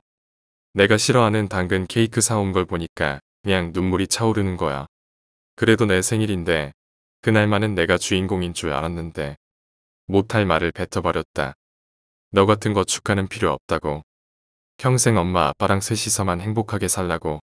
나는 이 가족인 적 없다고. 예전에도 그런 적이 있어. 뽀시리가 죽던 날에 미주가 무지 아팠거든. 그래서 엄마가 뽀시리를 신경 못 써줬어. 나 그러면 안 되는 거 알면서도 미주 따위가 뭐가 중요하냐고 했어. 뽀시리도 가족이라고. 가지 말라고 땡깡을 부렸어. 그러고 뽀시리 묻어주러 갔다가 기 맞아서 크게 아팠잖아. 그제야 미주가 얼마나 힘들었는지 조금은 알겠더라. 그날 이후 철이 들었다고 생각했는데 아니었나 봐. 미주가 아픈 것은 절대 미주의 잘못이 아니다. 엄마 아빠가 바쁜 것도 엄마 아빠의 잘못이 아니다. 하지만 내가 그런 말을 내뱉은 건 내 잘못이다. 그러니까 이쪽 세계에 갇힌 건 전부 내가 미주한테 그런 못된 말을 하고서 내 잘못을 직시하지 않았던 것 때문이야. 그러니까 전부 바로잡을 거야. 미주한테 찾아가서 못된 말 해서 미안하다고 할 거야. 내가 축하해주면 기쁘다고 할 거야. 지안이의 입술이 실룩인다. 나 수능도 보고 싶고 젤리 소다랑 추러스 먹으면서 롤러코스터도 타고 싶어. 대학도 가보고 연애도 할 거고. 그러니까 내가 내 살인자라도 이 세계 안에서 벗어나서 원래 미래를 다시 돌아오게 만들 방법을 같이 찾아볼 거야. 그러니까 하하. 갑자기 지안이에게서 실소가 터져나왔다. 나 웃긴 이야기 한 적 없는데 벼랑간 튀어나온 웃음소리에 당황스러웠다. 지안이의 실룩이는 입술에서는 웃음이 새어나오다가 아예 크게 웃었다. 하하 진짜 무슨 소리를 하나 했다. 멍청하긴. 그러다가 갑자기 정색했다. 그건 절대 미래 잘못이 아니야. 잘못이 있다면 미래를 한 번도 돌아봐주지 않은 무심한 가족 잘못이었지. 그게 왜 잘못이야. 시발. 미래는 그냥 사랑받고 싶었을 뿐이었는데. 늘 참아오던 애가 참고 참다가 투정 부린 것 뿐이었는데. 무엇보다 너 뭔가 착각하는 모양인데. 내 추리에 틀린 게 있어. 너 이 세계에 내가 미래를 좋아하지 않는다고 생각했지? 전혀 아니야. 미래가 날 좋아했든 나에게도 미래밖에 없었어. 예전부터 지금까지 쭉. 어딜 가도 뭘 해도 뭘 먹어도 미래랑 같이 해야지. 미래가 이거 좋아하겠다. 이런 생각을 했었어. 그런데 왜 내 마음을 짓밟았어? 왜 나에게 차갑게 굴었어? 왜 나를 계속 죽여온 거야? 목구멍에 톡 걸려 고정된 것처럼 입이 떼지지 않는다. 입 밖으로 꺼내 기정사실로 만드는 순간 모든 게 무너질 것 같은 불길한 예감이 들었다. 왜 그런 짓을 했냐고? 당연한 거 아니야. 넌 최미래가 아니니까. 내가 사랑했던 그 애인 적은 한 번도 그런 적 없으니까. 넌 그저 최미래의 흔적일 뿐이야. 화를 내던 말투는 점점 자조적으로 가라앉았다. 무슨 말을 하는 거지, 얘가? 지안이가 주머니에서 담배를 꺼내 꼬나문다. 손으로 감싸며 담뱃불을 붙인다. 10년. 깊게 빨아들이며 담배를 태운다. 담배는 불길에 갉아먹혀 길게 담뱃재를 만들었다. 지안이는 입에서 담배 연기를 뱉어내고 나에게 다가온다. 킬킬대는 지안이에게서부터 담배 냄새가 훅 끼쳐온다. 10년이야. 어느새 지안이는 지안이가 아닌 상태였다. 키도 더 커졌고 좀 더 늙은 것 같았고 눈도 날카로워졌다. 날카로워진 눈 아래에는 다크서클을 들이운 채로 눈이 밝게지도록 나를 가만히 노려보았다. 무슨 말을 해야 할지 몰라 가만히 있으니 그대로 숨을 빨아들여 담배를 다 태우고서는 마저 입을 열었다. 벌써 10년이 지났어. 최미래가 죽은 지. 그리고 가장 끔찍한 거짓말이 드러났다. 1년 전 실종된 최미래 양의 시신이 한바스목원 호수에서 발견되었습니다. 부검 결과 최미래 양은 최근까지 살아있었으며 살아있는 동안 높은 강도의 고문이 가해졌을 것이라고 경찰은 발표했습니다. 이에 유가족들은 범인의 검거를 위해 시신의 인수를 거부했습니다. 돌아왔지만 집으로 돌아갈 수 없는 최미래 양이 가족의 품으로 돌아갈 수 있도록 조속히 범인이 잡히기를 기도합니다. 그 애는 그렇게 죽을 애가 아니었어. 누구나 그런 말을 하지만 죽음은 그렇게 죽을 애와 아닌 애를 구분하지 않는다. 최미래는 누구보다도 그렇게 죽을 애가 아니었지만 결국 죽어버렸다. 오랜 첫사랑의 죽음으로 끝날 줄은 지안도 전혀 몰랐다. 그렇게 죽어버릴 줄 알았다면 좋아한다고 할걸. 내가 없으면 매우 슬플 거라고 할걸. 같이 좋은 곳 놀러 가자고 할걸. 그 애가 좋아한다고 고백해올 때 수능 뒤에 대답하겠다고 하지 말걸. 하루라도 웃는 그 애의 얼굴을 더 보고 사랑한다고 말해줄걸. 수많은 후회와 고통이 많은 밤을 지나갔다. 최미래는 그렇게 죽을 애가 아니었다. 그렇게 죽어서도 안 되는 애였다. 미래의 장례식 찾아온 사람들도 하나같이 입을 모아 그렇게 말했다. 미래는 그렇게 죽을 애가 아니었어. 하지만 그렇게 죽었다. 처음 최미래가 사라졌을 때 지아는 평소처럼 공부하고 있었다. 풀리지 않는 수학 문제를 풀다가 제때 전화를 받지 못했다. 부재중으로 뜬 번호로 전화를 걸자 수화기 건너편에서 익숙한 목소리가 들렸다. 여보세요? 지아나, 혹시 우리 미래 못 봤니? 미래의 어머니였다. 미래가 집을 나갔는데 돌아오질 않아서. 그때 지아는 울먹이는 미래 어머니의 목소리를 들으며 내심 고소하다고 생각했다. 미래의 어머니는 미래를 함부로 대했다. 어느 정도였냐면 미래네 집이 키우던 개 뽀시리가 죽던 날. 어린 미래가 말 실수를 했었다. 하필 미래의 동생 미주가 평소처럼 아프던 날이었다. 미래를 뽀시리의 사체와 함께 두고 나가려고 했던 그때. 미래는 그날따라 자신의 엄마를 붙잡고 가지 말라고 떼를 썼다. 미래는 제 입으로 그날의 일을 말하지는 않았지만 방음이 잘 안 되는 아파트라 지안의 집까지 그 소리는 잘 들렸다. 엄마, 오늘만 안 가면 안 돼. 뽀시리 묻어줘야 해. 오늘만 있어주면 안 돼. 안 돼. 엄마는 미주 보러 가야 해. 나도 엄마 딸이야. 엄마 딸이라고. 미주가 아프다잖아. 응? TV 보고 얌전히 있어. 뽀시리는? 뽀시리도 우리 가족이야. 미주 같은 게 왜 중요해. 미래는 최대한 어머니를 이해하려고 애썼다. 엄마는 미주가 많이 아파서 예민할 수밖에 없었다며 다 자신이 잘못했다고만 했다. 하지만 지아는 절대 이해할 수가 없었다. 미래는 그때 겨우 7살이었다. 한창 엄마에게 붙어 있고 싶고 어린 동생에게 질투도 할 수 있는 그런 나이였다. 동생이 병원에 있을 때면 미래는 언제나 혼자 집에 남아 있었다. 오작거루 징징거린 것 가지고 맞을 일은 절대 아니었다. 미래는 아무 일도 없었다고 했지만 지아는 그 비명소리를 전부 들었다. 너도 공부 안 하면 옆집 여자애처럼 패주겠다는 엄마의 협박과 함께 강아지의 시체와 홀로 남은 미래는 그렇게 뽀시리를 묻으러 집 밖에 나왔다가 지안을 마주쳤다. 지안은 그때 알파벳을 못 외웠다는 이유로 알몸으로 쫓겨났다. 너 입어. 난 안 입을 거야. 자신의 카디건을 벗어주며 미래가 엘리베이터 버튼을 눌렀다. 엉거주춤하게 카디건을 아랫도리에 걸친 지아는 엘리베이터가 오자 미래를 따라갔다. 왠지 그냥 보내서는 안 될 것만 같았다. 나도 같이 갈게. 미래는 울면서 쭈그려 앉아 맨손으로 땅을 팠다. 지안도 도왔다. 둘은 비를 맞아가면서 아파트 화단에 강아지를 묻어두었다. 그리고 당연하게도 둘은 지독한 감기에 걸렸다. 강아지의 시체를 들고 울던 미래. 알몸으로 내쫓긴 지아는 그렇게 친구가 되었다. 가출. 언젠가 이 주제로 이야기를 나눈 적이 있었다. 마지막으로 같은 학원을 다녔던 중3 때 둘은 편의점에서 같이 밥을 먹었다. 미래는 컵라면에 삼각김밥을 얹었고 지아는 김밥 한 줄을 데우지도 않고 까먹었다. 그래야 영어 단어를 하나라도 더 외울 수 있었기 때문이었다. 국물 좀 마실래? 미안. 미래는 똑 부러진 성격은 아니었다. 그래서인지 컵라면 용기를 들고 내밀다가 떨어뜨려서 국물을 튀기는 일은 별로 놀랄 일도 아니었다. 괜찮아. 내가 항상 그렇지 뭐. 감흥 없이 흥건히 국물로 젖은 소매를 걷자 미래의 눈에서 빛이 사라졌다. 너, 왜 나한테 거짓말을. 떨리는 시선의 끝에는 지안의 맨 팔뚝이 있었다. 얼마 되지 않은 것이 분명한 멍 자국이 자리 잡혀 있었다.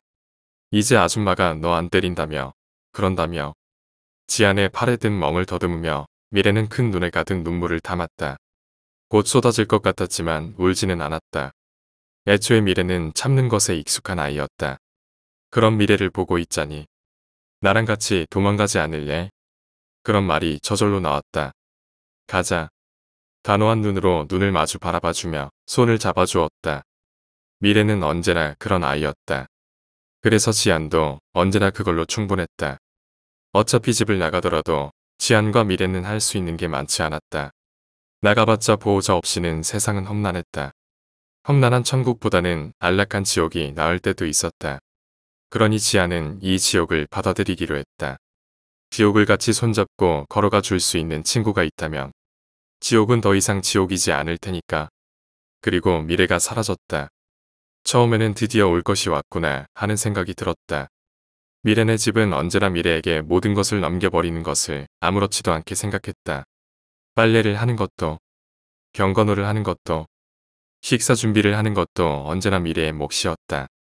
방음이 안 되는 아파트는 모른 척 하려고 해도 알게 만들었다.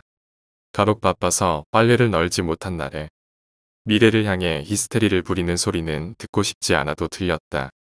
넌 어떻게든 애가 그렇게 이기적이야. 하지만 엄마, 오늘은 조별로 해야 할 게 있어서. 나도 바빠. 내 아빠도 바쁘고 다 힘들어.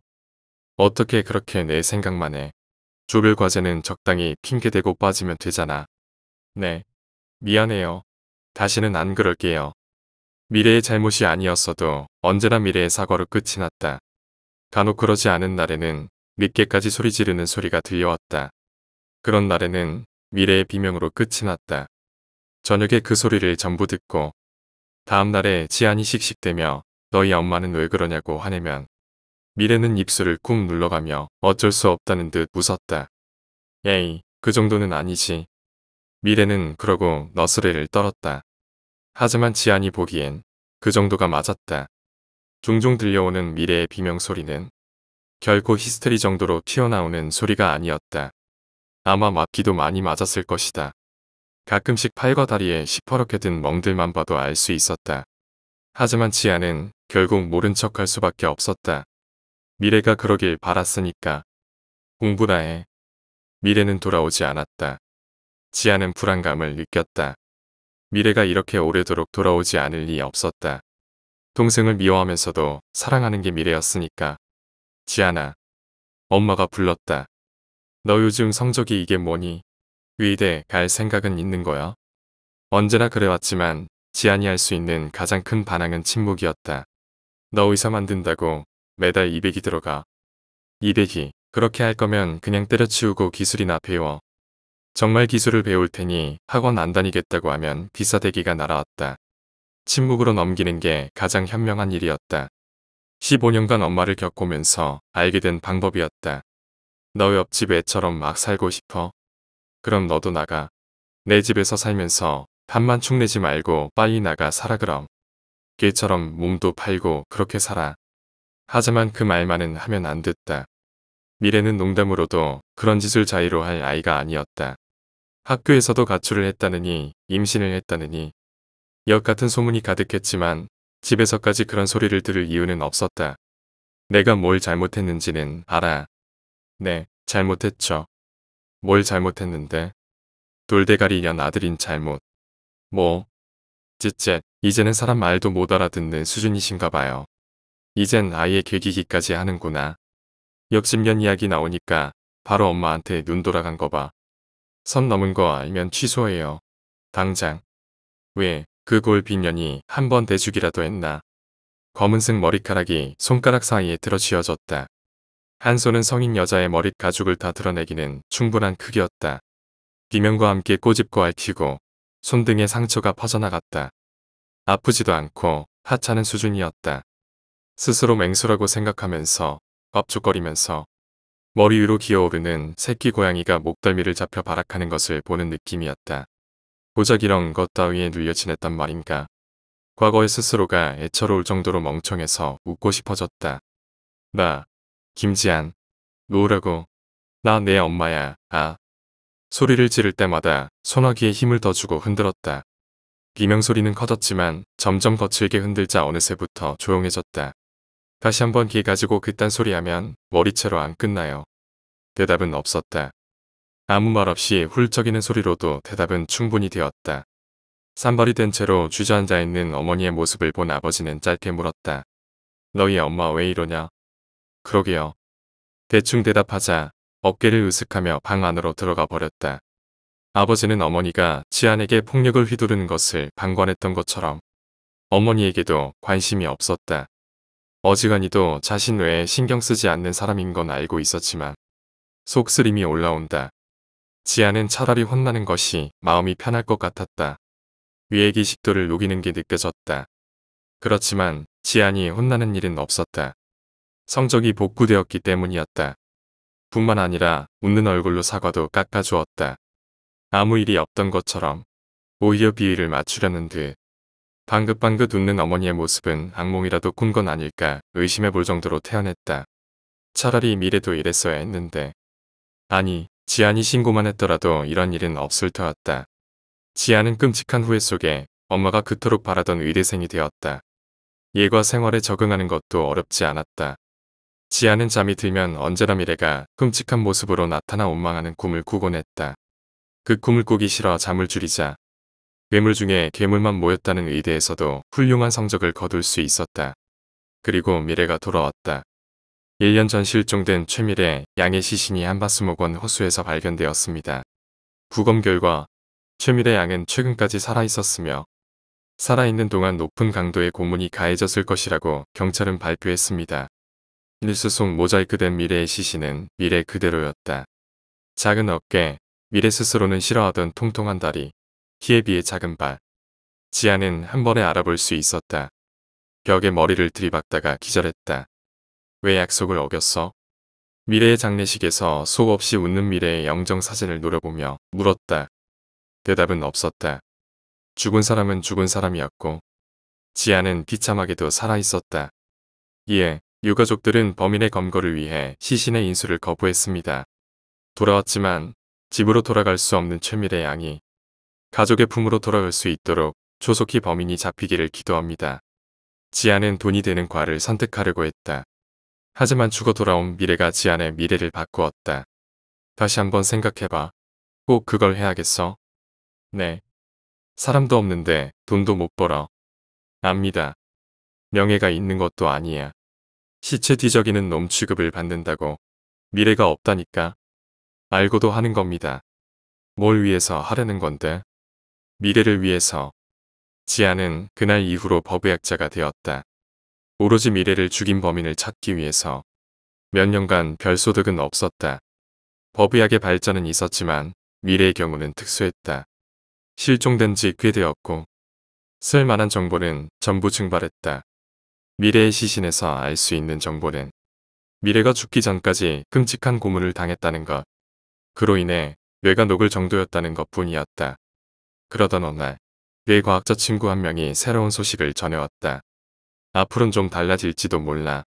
사람의 뇌를 업로드할 수 있게 되었거든. 죽은 사람한테 직접 물어볼 수 있는 거지. 누가 널 죽였냐고. 그 말을 듣자마자 지아는 뇌에 대해서도 배우기로 했다. 그때부터는 담배를 시작했다. 연락이 없는 지안의 삶에서 뿜어져 나오는 담배 연기는 지안에게 약간의 휴식이 되곤 했다. 얼마나 그렇게 살았을까. 제발 여자 좀 만나보라는 엄마의 잔소리도 무시하고 페인처럼 미쳐 살았던 날 중 하나였다. 지안에게 좋은 기회가 왔다. 정부에서는 미결 사건을 해결할 만한 방안을 찾아보라고 했고 지안은 피해자의 뇌를 가상현실에 업로드하는 방안을 제안했다. 지안은 미래를 죽인 범인에 가까워진다는 생각에 기뻤다. 하지만 정부의 지원을 받아 개발자와 협력하여 가상현실을 만들었지만 여러 한계점도 있었다. 첫째로 실험에는 주변 인물을 재현하는 인공지능을 넣을 수 없었다. 박두현이라는 개발자가 자신을 왕따시켰던 김민석의 인공지능을 넣은 뒤 가상현실에서 고문하는 연습을 하다가 현실에서 실현시켰기 때문이었다. 김민석 살인사건 이후 생존 중인 실존 인물을 기반으로 하는 인공지능은 삽입이 불가하게 법이 제정되어 가상현실에서 실존 인물이 필요할 경우 실존 인물 당사자가 직접 접속해야만 했다. 그래서 실험을 하는데 미래의 주변인들을 봉사자로 받아 실행했다. 물론 죽은 미래의 뇌는 유가족에게 허락을 받아 아무런 문제가 없었다. 둘째로 미래의 뇌 상태였다. 미래의 뇌는 오랜 고문으로 인해 녹아 있었다. 기억의 재현도 완전히 어렵고 가상현실의 시간을 10월 11일 가출한 이후부로 설정하면 비명을 지르며 자살을 시도했다. 할 수 없이 지안은 10월 5일부터 10월 11일 미래가 가출하기 일주일로 설정했다. 가장 문제였던 마지막은 미래의 주변인들이었다. 봉사자로 들어온 미래의 주변 사람들. 특히나 친했던 사람들은 가상현실 속의 미래의 모습을 보고 반쯤 미쳐버렸다. 미래는 건강하고 시체도 아니었다. 그런 모습을 보고 제발 도망가자고 미래를 끌어오는 사람도 있었다. 이건 미래의 삶에 대한 모욕이야. 당장 그만둬야 해. 미래의 친구였던 소희는 가상현실 속 미래의 모습을 보고 실험을 멈추라고 흐느끼며 소리를 질렀다. 미래야, 가자. 집으로 돌아가자. 미래의 아버지는 넋을 놓고 가상현실 속 미래를 집으로 데려가려고 했다. 급하게 소희와 미래의 아버지를 강제 퇴장 처리하는 그 모든 착오를 겪고 나서 지아는 다른 연구원과 함께 주의사항을 세웠다. 모든 봉사자들에게 엄중하게 경고했다. 가상현실 속 미래는 진짜 미래가 아니라 미래의 외형과 성격, 기억을 가진 가짜 존재일 뿐이라고. 실험은 점점 본격적으로 되기 시작했다. 그러자 두 가지 문제가 떠오르기 시작했다. 미래의 가짜는 10월 5일과 10월 11일 사이를 살았다. 하지만 미래의 뇌가 온전치 못해서 11일에서 다시 10월 5일로 돌아가기 위해서는 가상현실의 미래를 죽여야 했다. 그렇지 않고 12일로 넘어가면 미래의 뇌가 떠올리기를 거부하면서 과부하를 일으켰다. 미래가 죽은 방법으로 죽이면 미래의 뇌가 무언가를 떠올릴지도 몰랐다. 그래서 누군가는 가상현실 속의 미래를 살해해야 했다. 하지만 다른 사람에게 떠맡길 순 없었다. 그래서 지아는 자신이 나서서 온갖 방법으로 미래를 죽였다. 하지만 좀처럼 미래의 진짜 사인은 드러나지 않았다. 두 번째 문제는 봉사자들의 이탈이었다. 오랜 실험에 지친 그들은 중간에 이탈해버렸다.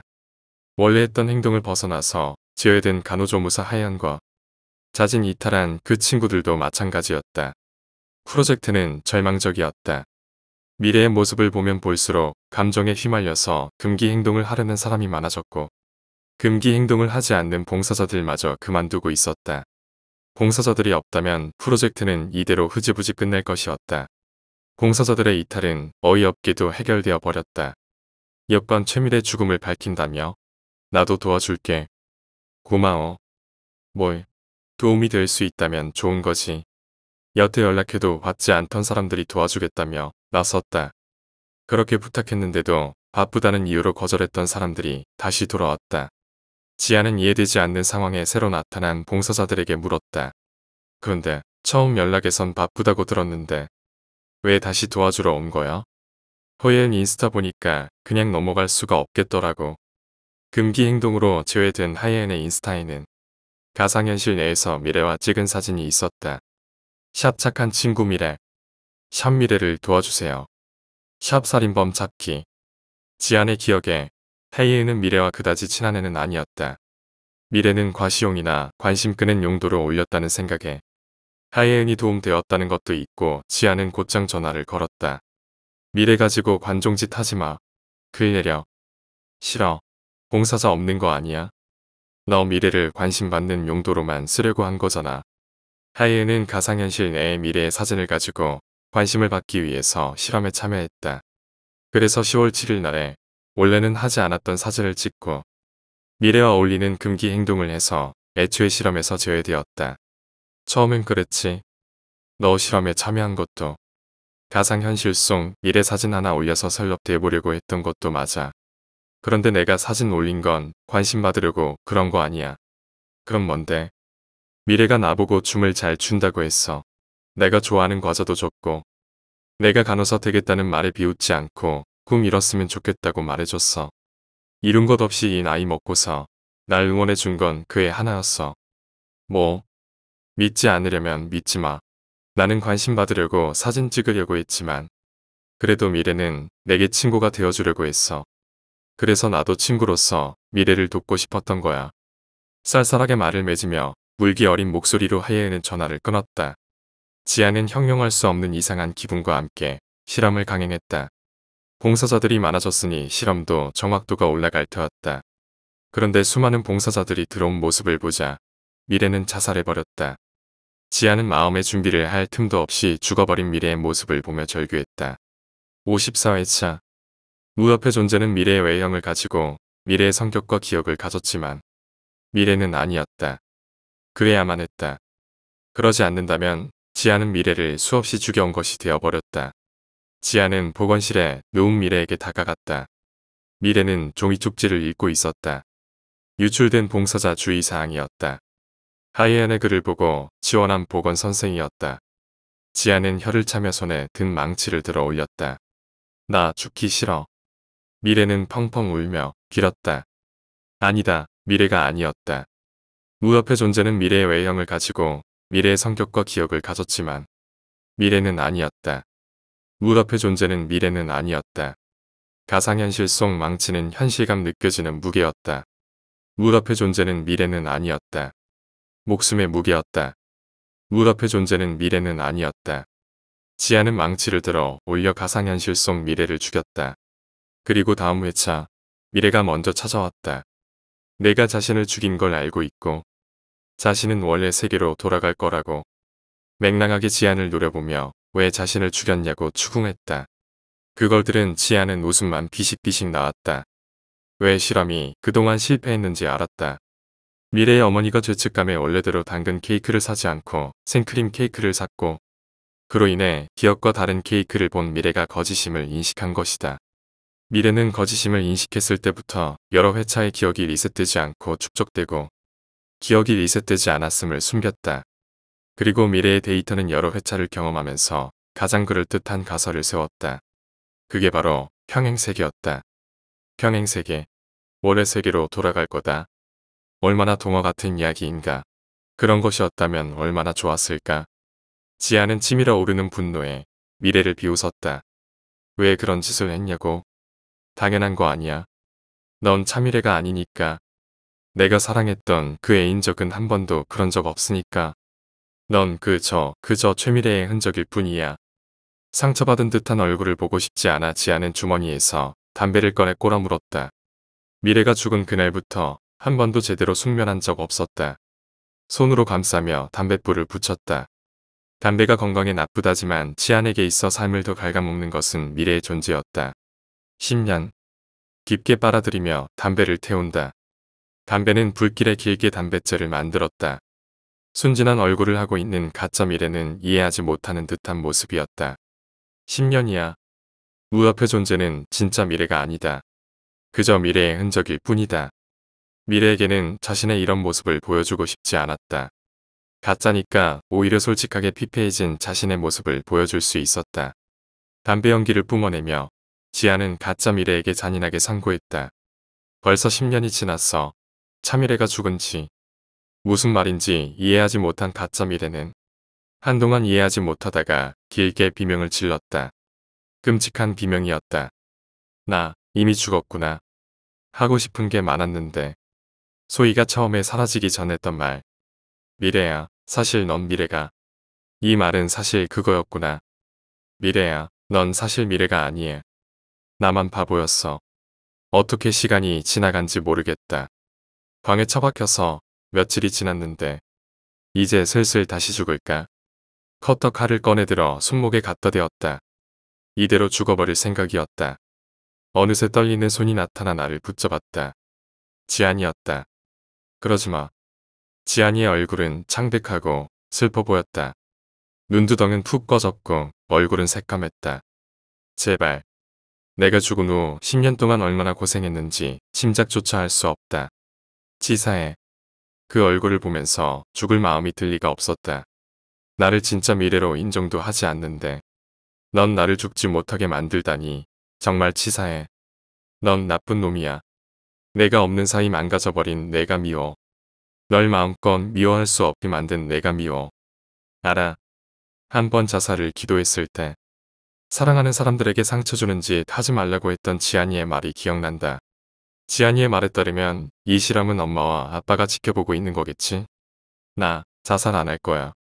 그래. 무덤덤하지만 지안이의 낯에서 내심 안심하는 것이 보인다. 지안아, 기억나. 내 꿈이 뭐였는지. 탐정이었지. 왜 탐정이 되려고 했는지 기억나. 지안이의 표정이 엉성해졌다. 부하하니 기억 안 나는 모양이다. 나는 씁쓸한 마음을 삼키며 애써 미소 지었다. 나 말이야. 기왕 이렇게 된 거 내 살인범을 잡을게. 탐정이잖아. 나 같은 미소녀 탐정이 사건을 포기하면 누가 범인을 잡겠어? 내가 뭘 한다고. 명탐정 코난 10년 경력의 참이래를 무시하면 쓰나. 나 한 명 짐작 가는 사람이 있어. 누군데? 공짜는 아니야. 왓슨. 나 기왕 이렇게 된 거 소원 하나만 들어주라. 그럼 누가 날 죽였는지 알려줄게. 지안이는 얼굴을 왕창 찌푸리며 물었다. 소원이 뭔데? 소원이 이루어졌다. 비록 수능은 보지 못했어도 이만하면 충분하다. 다들 와줘서 고마워. 소희, 지연, 혜수를 비롯한 친구들과 엄마, 아빠, 그리고 미주. 친구들은 어느새 나만 두고 부쩍 자라버렸고 엄마 아빠는 폭삭 늙어버렸다. 그리고 미주는 이젠 나보다 언니가 됐네. 언니, 하고 싶은 말이 있어. 미안해, 미주야. 내게 있었던 모든 일들은 내 잘못이 아니야. 나는 미주를 껴안았다. 정확히는 껴안겼다. 미주는 어느새 건강해져서 나보다 키가 공중 뛰어버렸다. 하지만 애처럼 나에게 매달려 미주는 펑펑 울기 시작했다. 미주의 뒤에서 친구들은 잔잔하게 웃었다. 나는 그 애들에게 눈 인사를 했다. 실험에 참가하지 않았던 미주를 설득해 들어오게 한 것은 내 친구들이었다. 미주의 손목에 그어진 흉터의 마음이 미어졌다. 내게 일어난 일로 스스로를 더 이상 원망하지 않았으면 좋겠다. 자, 그럼 다 같이 놀아요. 복죽이 쏘아 올려주고 우월드의 놀이기구들이 작동했다. 가상현실에 그대로 옮겨져서인지 무서움도 그대로였다. 나는 수희와 지연, 혜수의 팔짱을 끼고 한참을 놀았다. 추로스와 젤리 소다는 정말로 맛있었다.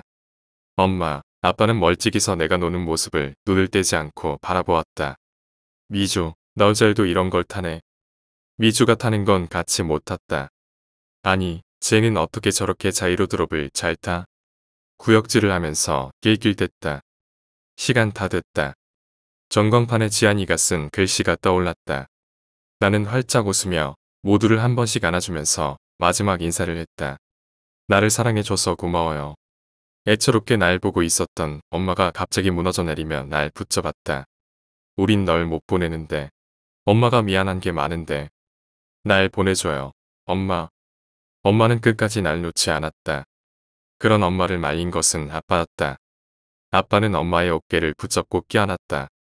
엄마는 그 속에서 놓아달라고 아빠의 가슴을 내려쳤지만 아빠는 무덤덤하게 내 쪽을 향해 말해주었다. 엄마는 잘 살 거야. 어떻게든.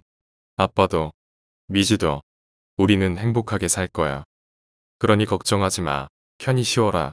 내 착한 딸. 응. 인사는 끝냈어. 지안이가 불통스럽게 날 노려보았다. 덕분에. 그거 만드느라 욕 많이도 먹었다. 고마워, 왓슨. 범인이 누군지나 말해. 핏줄이 전부 터져 벌개진 눈으로 지안이가 답을 재촉했다.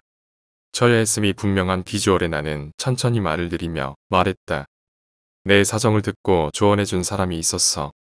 처음엔 맞는 말이라고 생각했는데 이제 와서 생각해보니 조언이 이상했지. 살인범 중 과시하는 성격이라 봉사에도 지원해서 온 거겠지. 그리고 혼선을 주기 위해서 그런 조언을 했던 거고. 보건 선생님, 실험의 봉사자라면 내 상황이 어떤지 잘 알 것이다. 내가 상담하는 내용이 어떤 것인지도 잘 알았을 것이고 내가 떠본 것도 잘 알았을 것이다. 그런 상황에서 내 살인자도 나와 같은 일주일을 반복하고 있을 것이라며 한 것은 다시 생각해보면 이상하다. 거꾸로 관리자에게 내가 이전 회차의 기억이 있다고 리포트하면 될 것인데 내 기억이 여전한 것을 보면 그런 일은 하지 않은 것이 분명하다. 정말 몰랐던 것이면 그러면 봉사자 주의사항을 흘리지 않았겠지. 내가 의심할 만한 메모까지 남겨가면서 아마 실험을 망치고 싶지 않았을까 싶은데 하지만 학교 CCTV에 넌 없었었어. 나는 아마 가출해서 CCTV가 없다는 보건실을 떠올리고 오지 않았을까. 보건 선생이 예전에 자기 지각 자주 한다고 떠벌리고 다니면서 CCTV 없는 노트를 알려줬거든. 그리고 보건실 침대에서 자고 있는 나를 납치한 거지. 시체가 따로 발견되었다면 그렇다고 생각해. 내가 말한 CCTV 없는 루트는 내 무게를 들면서 가기는 무리야. 잊었어? 보건선생 첼로 케이스. 거기에 내가 담겼던 거야. 기절한 상태로. 그래. 증거가 없어서 몰랐지. 증거가 없다는 것이 증거였지. 하지만 그걸론 집어넣을 수 없어. 보건선생 집 지하. 거기에 다른 여자애도 있어. 그 자식은 정신적으로 물려있는 애를 상담하면서 유인했거든. 수사방해든 뭐든 아무 구실로 들이닥쳐서 조사해. 그럼 나올 거야. 다른 애들을 구해줘. 아직 거기 있을 거야. 나를 죽인 건 실수였거든. 너 설마 전부 기억해?